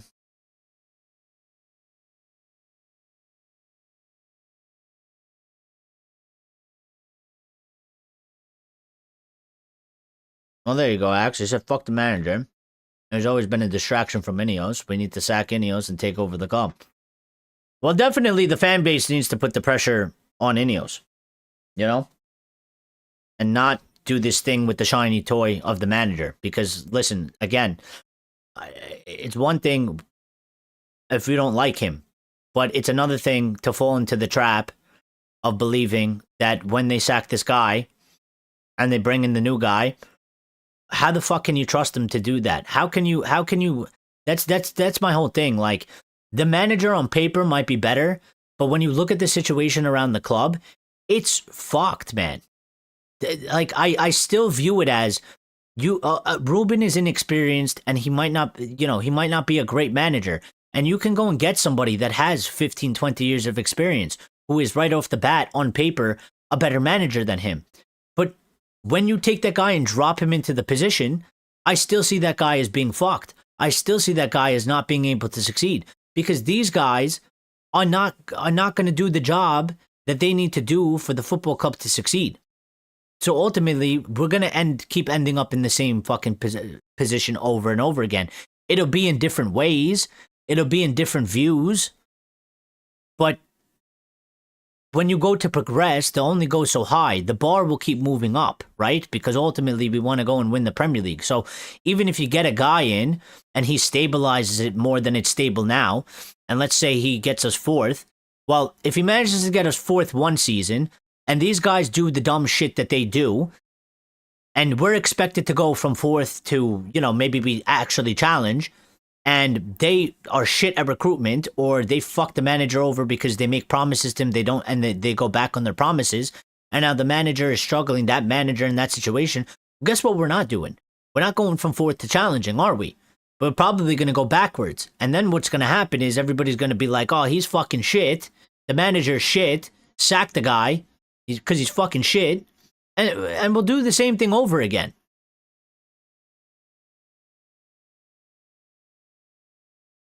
United look like a blank page. No Bruno, no Alma, no Mbummo. I mean, that's what we are. I mean, we got nothing.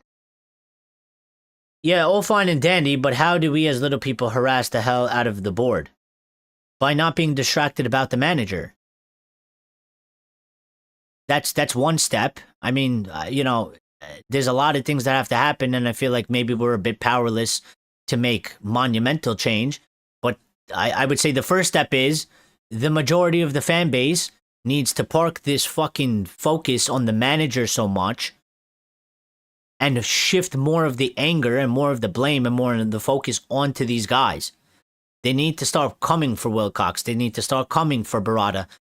The same energy they have for Ruben right now, the disdain, the anger, the hate, the belief that this guy is so bad at his job, all of that needs to be taken away from Ruben, and it needs to be shifted onto them.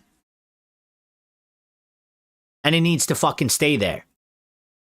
Until something budges there, okay? Until something happens. Because until something happens there, this other piece here is fucking irrelevant. It's so irrelevant, it doesn't even matter. So the pressure, everything, the hate, the anger, it all needs to go to them. Because they'll either fold, they'll change their ways, or after a certain period of time, maybe they just say, fuck this, we don't want any part of this, it's getting too crazy, and they just get the fuck out of here, I mean, so Jim kind of said that once upon a time. I don't know if he was lying, because he's a businessman. I don't tend to trust that guy, and he might have been trying to buy some brownie points with sympathizers, saying, don't bully me. I'm here to do my best. If it ever gets as hostile as it is towards the Glazers, then, I'll really think about leaving because I don't really want any of that. I feel like he was kind of trying to say that to have people feel sort of bad for him. Like he's like this good guy and please don't attack me, and shit like that. Or maybe he was telling the truth and he was just like, if it ever comes to that, we're just going to get out of here. No, Axe, I'm telling you, bro, if they get Nuggets in, Nuggets will fail at some point, bro. He won't do it. He won't do it. If the recruitment is shit, if the decision-making is shit from above Nuggets will only be able to take us so far. And after a certain point in time, Nuggets will get the fucking sack. Because the goalposts constantly is shifting. Nuggets could come in and maybe we're not in 6th. Maybe we're in 3rd. Okay. But when we go to do transfers and they don't get the transfers that Nuggets needs, and we're expected to make a push from 3rd to 1st, and everybody else does the proper job of a football club and they improve, and we stand still or we get things wrong and we go backwards in the next season, what are they going to ask for? They're going to ask for Nuggets' head. Okay? They're going to ask for Nuggets to be sacked because we gone backwards. But is it the manager's fault? No, it's these fucking idiots in charge of our football club's fault.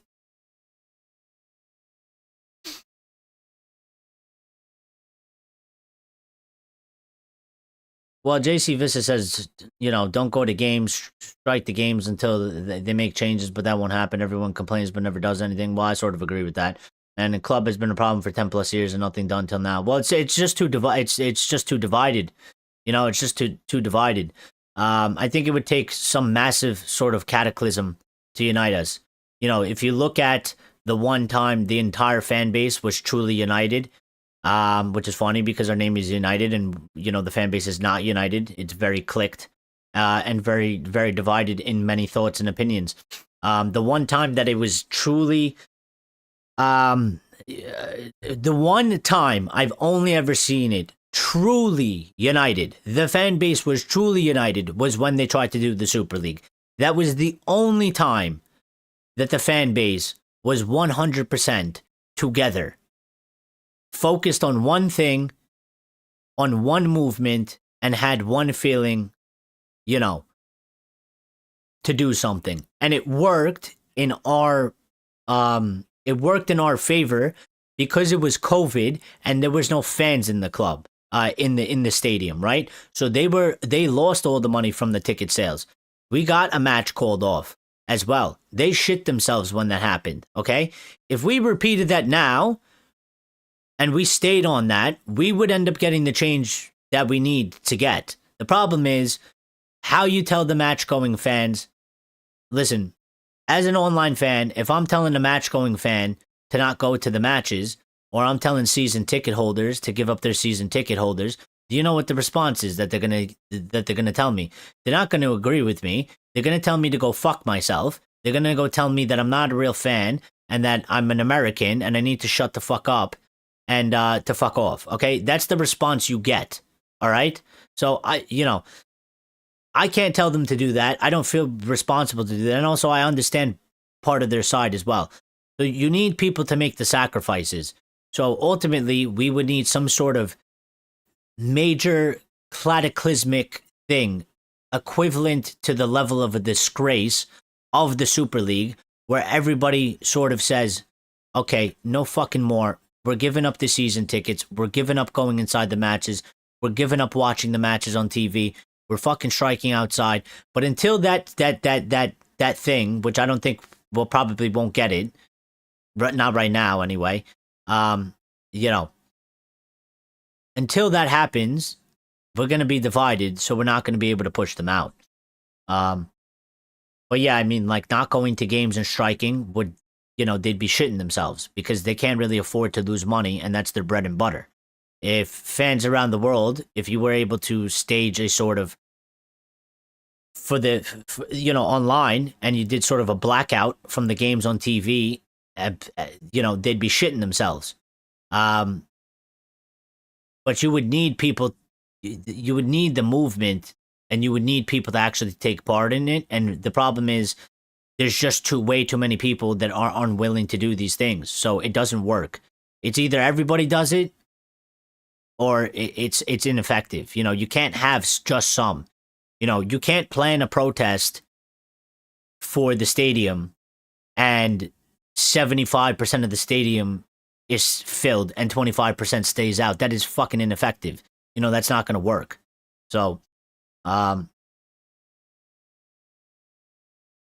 we are in a 20-year flux. It's going to take a while to get back. Just ask Liverpool. Well, that's what I kind of say anyway, but I mean, you can only be shit for 20 years. You would hope after 20 years. The problem that I find is that, again, we may be in a 20-year flux, but knowing the owners that we have, and I'm specifically talking about the Glazers here, and the greediness, Bro, we've been shit for 12 years, going on 13 years, and the value of the club keeps going up, which is an issue.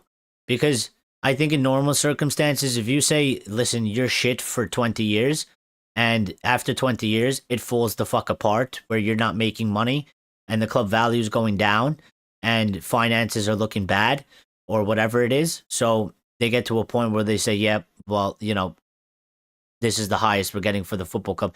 But our football club keeps going up in value, no matter how fucking bad we are. We're not even in Europe, and the value of the club has increased.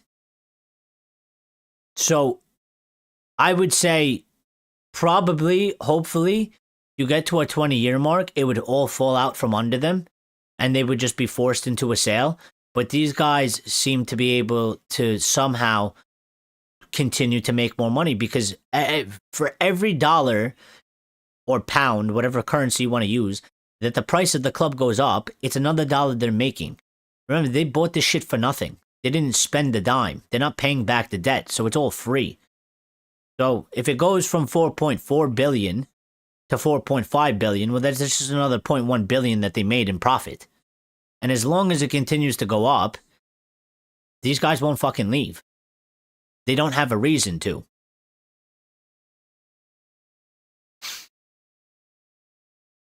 To be honest, I told you that a long time ago. I don't care, though. I don't care.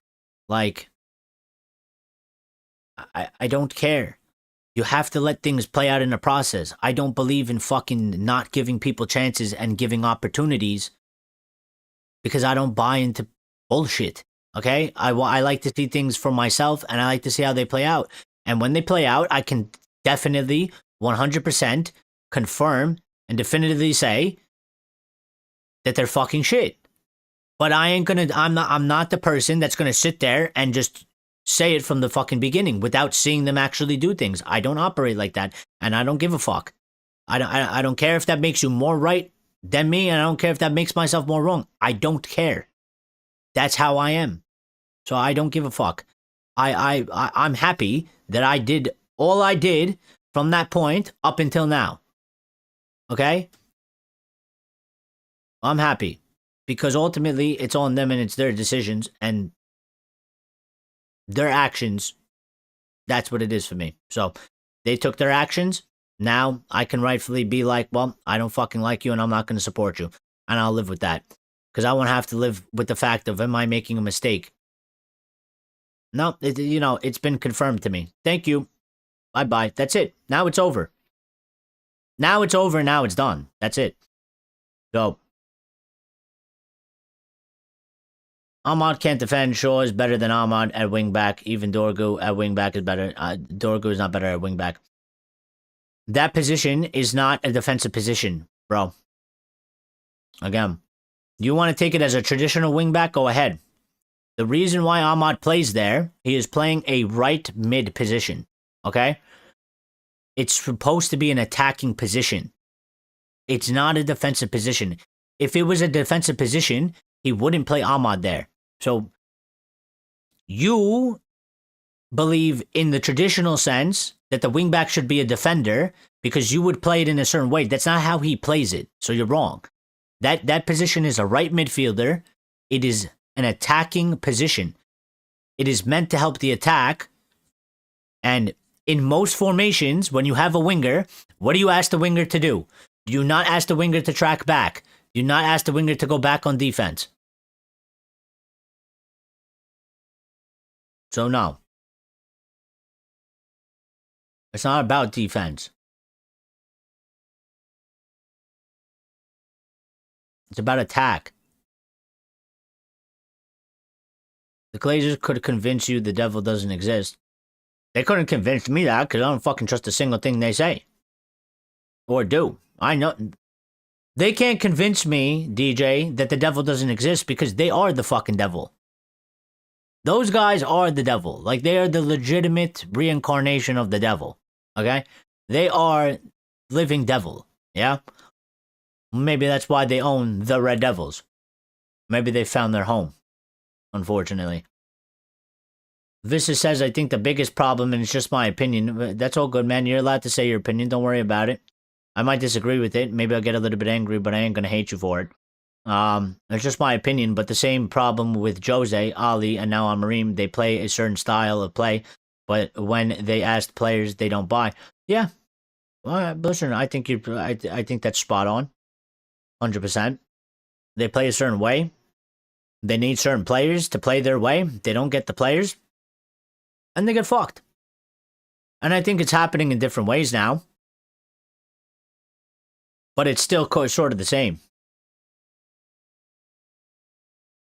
They shift the anger onto Ineos and the Glazers. Well, we have to. And anyway, I think, listen, Axe, I think if we do that, I think their first response will be to sack the manager. You know what I mean?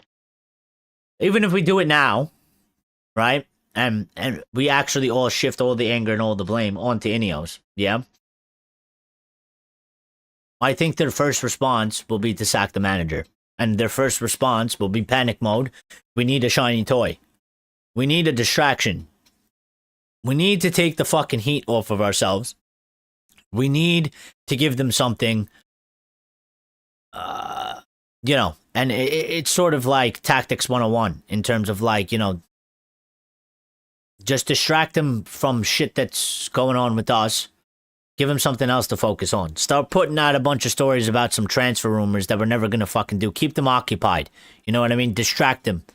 Distract them while I'm fucking, fucking everything over in this corner. While I'm robbing the bank, cause a fucking scene. You know what I mean? Like, it's like a heist.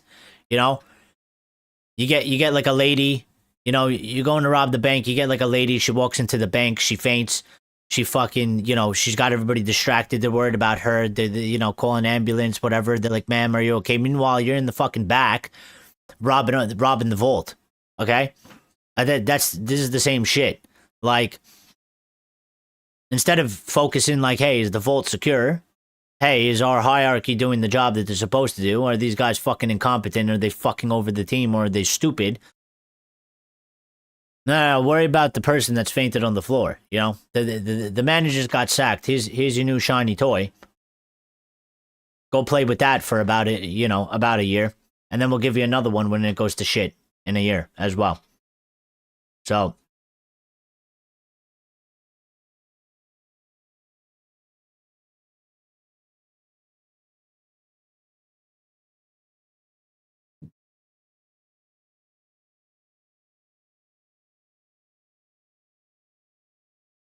we've never been the same since Moyes, the fan base. I mean, I think that's just from Fergie, brother. I don't think it's, I don't think it's necessarily Moyes. I just think it's from Fergie.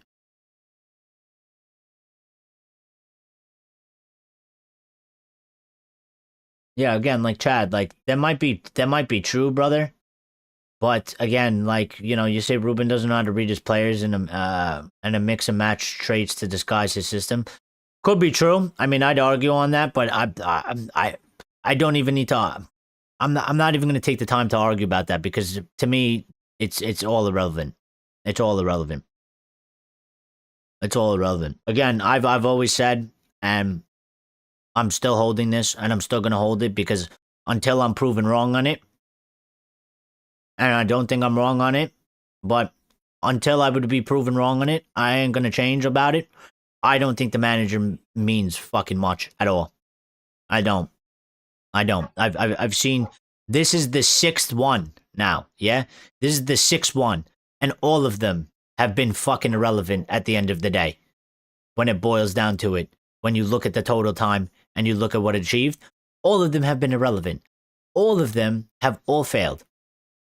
Some have done better than others. Some are worse than others. Fine. You want to measure the success between them? Go ahead. You want to have a dick measuring contest between them? Go be my guest. But at the end of the day, to me, it's all fucking irrelevant. Okay? Because ultimately, we're not moving forward. We're going backwards. We're not getting any closer to the ultimate goal of getting back to winning Premier Leagues and Champions Leagues. And we're going in the same cycle. Until the people at the top of the club are held accountable and things actually start working well from there and trickle down, the manager could be fucking anybody at this point. And I'm going to tell you now, because I don't feel like the situation is quite good, and I think it's probably only going to get worse from here. So sorry to be, I don't know, what's the word for that? Negative, pessimistic, black-pilled, as they might say, or something like that. But I think with what Ruben just said, with the reports that are coming out, I think the situation's only going to get worse. I think the season is probably more than likely kind of fucked now. I think the project is fucked. And good luck to the next guy. I ain't going to hate on you, but I definitely ain't going to be excited about no new shiny toy. So, when Ruben loses his job, because I think, like I've been saying, you don't get reinforcements in January. And if they're going to fight like this, I don't think they're going to fucking get anybody in January, which is a disgrace to the football club. Forget Ruben Amorim. It's a disgrace to the football club that you're not going to get fucking reinforcements in January. You are a fucking joke, okay? It's not about Ruben. You people are stupid. I've been saying and when I say you people, not you people, I'm talking about them. They are fucking stupid because the job that they need to do is, irrespective of the manager, this football club needs to constantly be getting new, better players. We need to constantly be evolved, and they're not doing that. They're not going to do that, and they're going to use Ruben as the excuse now. Well, we didn't want to really get anybody in January because we weren't really too sure about Ruben's position, and we thought it would have been foolish to bring somebody in when the manager might not stay here and we might get a different guy. Hello, you fucking idiots! It's bullshit. Okay, you set an identity, you set a path for this football club. There's supposed to be a playing style. You sack Ruben Amorim. There's supposed to be somebody that comes in that fits the identity of what you're just fucking trying to build with this guy. So you can't tell me that, because, we were very unsure about Ruben and, we might have sacked him or we knew we were going to end up sacking him. We're not going to get anybody in January because we don't know about the next guy. Then you people are fucking idiots. You don't know what you're doing, clearly, because it doesn't work like that. It doesn't work like that. And I'm not a fucking expert, but I mean, that's just common sense approach. The blueprint is there. Every other fucking club does it. Every other club does it. It's there for everybody to see. You don't need the specifications. You don't need the full details. The basic blueprint is there. Every fucking club does it, except for ours.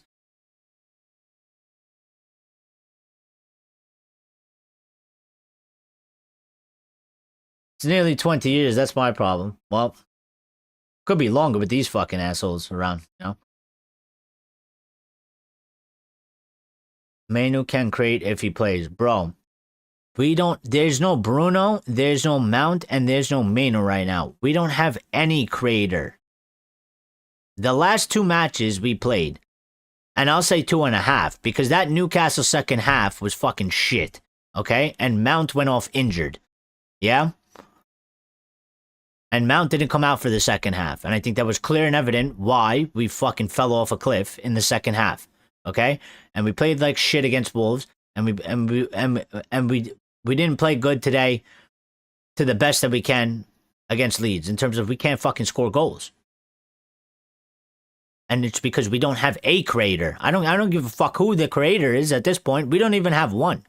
We're missing all three. And I would go as far as to say Ahmad and Mbeumo are creators as well. But they're at AFCON and we knew they were going. The unfortunate part is the other three, who we lost all at once. And you would say, well, that's fucking shit. Because how do you lose all three at fucking once? But we're not talking about Kobe Manu again. Like, you want to do this player FC shit. I'm not here. We're talking about the fucking football club, okay? That's on its fucking knees because we have owners and we have people in charge that are fucking shit at their job.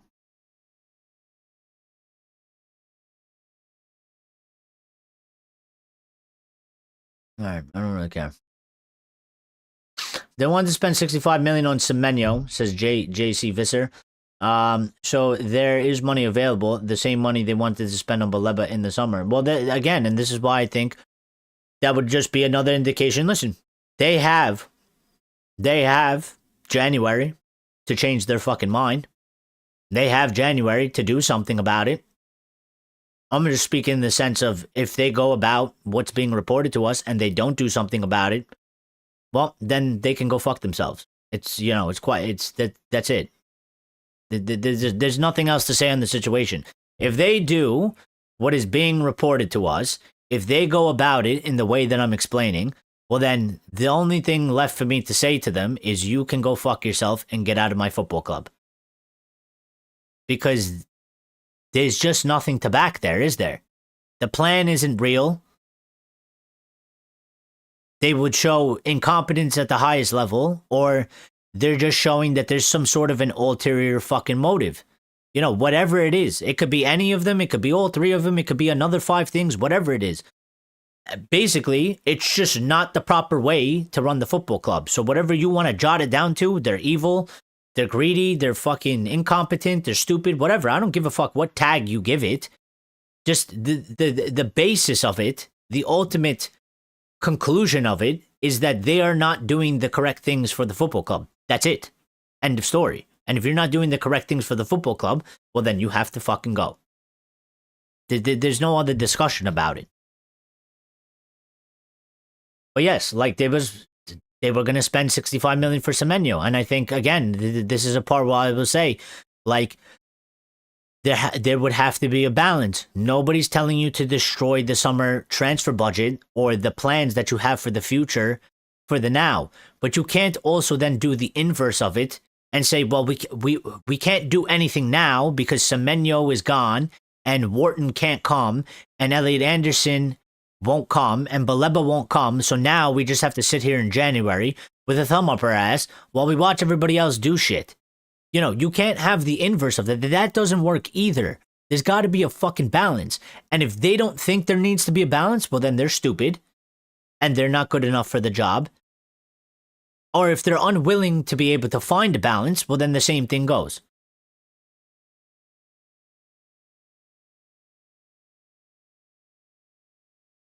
We have a right center back and a right wing back, not a right mid.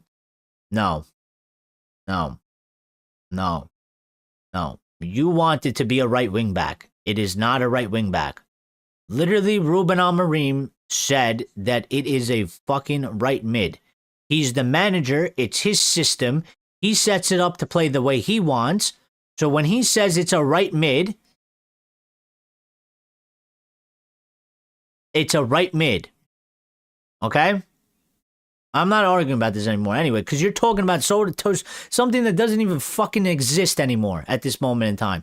So I'm not even going to talk about it. You're talking about shit. I don't even care right now. This is not even part of the conversation. Contribute to the conversation or, just don't say anything. Can you imagine if we win again, we'll get the bunting out and celebrate like, dude, if we win again, I mean, good luck to everybody around. Listen, we're not talking about that. He's talking about a grain of sand in a fucking beach right now, is what he's talking about. Like, he's talking about shit that doesn't even fucking matter at this moment in time because the situation that's going on is fucking massive compared to whatever he's talking about. So,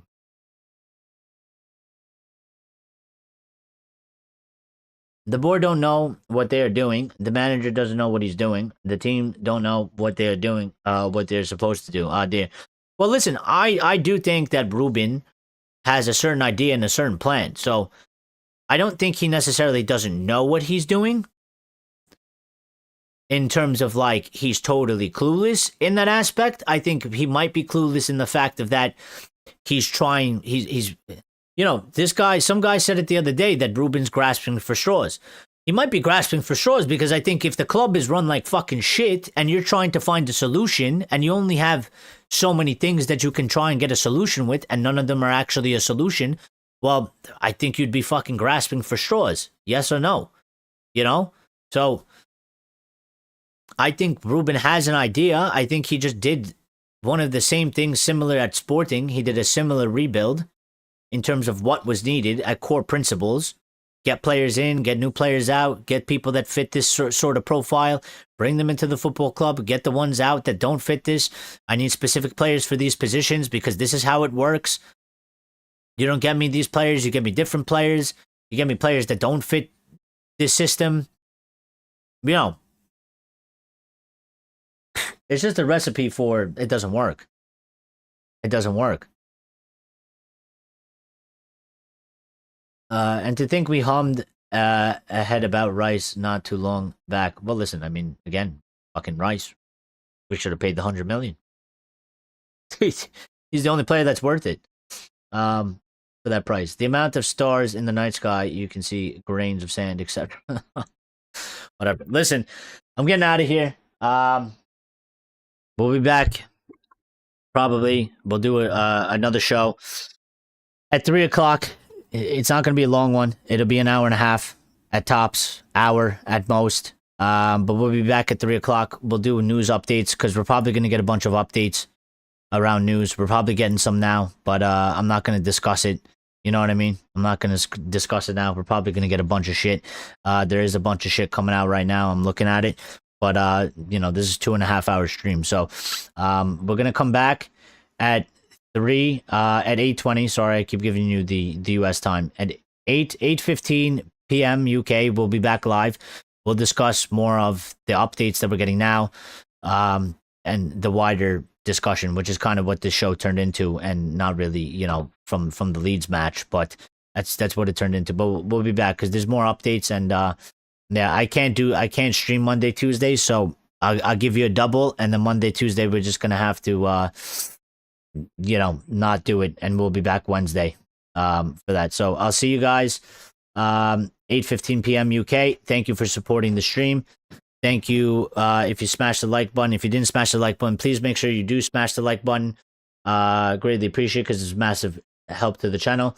JC Vista says, have a great Sunday, bro. You too. Listen, if you're around, we'll be back. Whatever your time is, I don't know where you live, but we'll be back online live in 3 hours from your current time. So if you want to join back, we'll be glad to have you back. And anybody else that wants to come back. No, don't worry about DJ.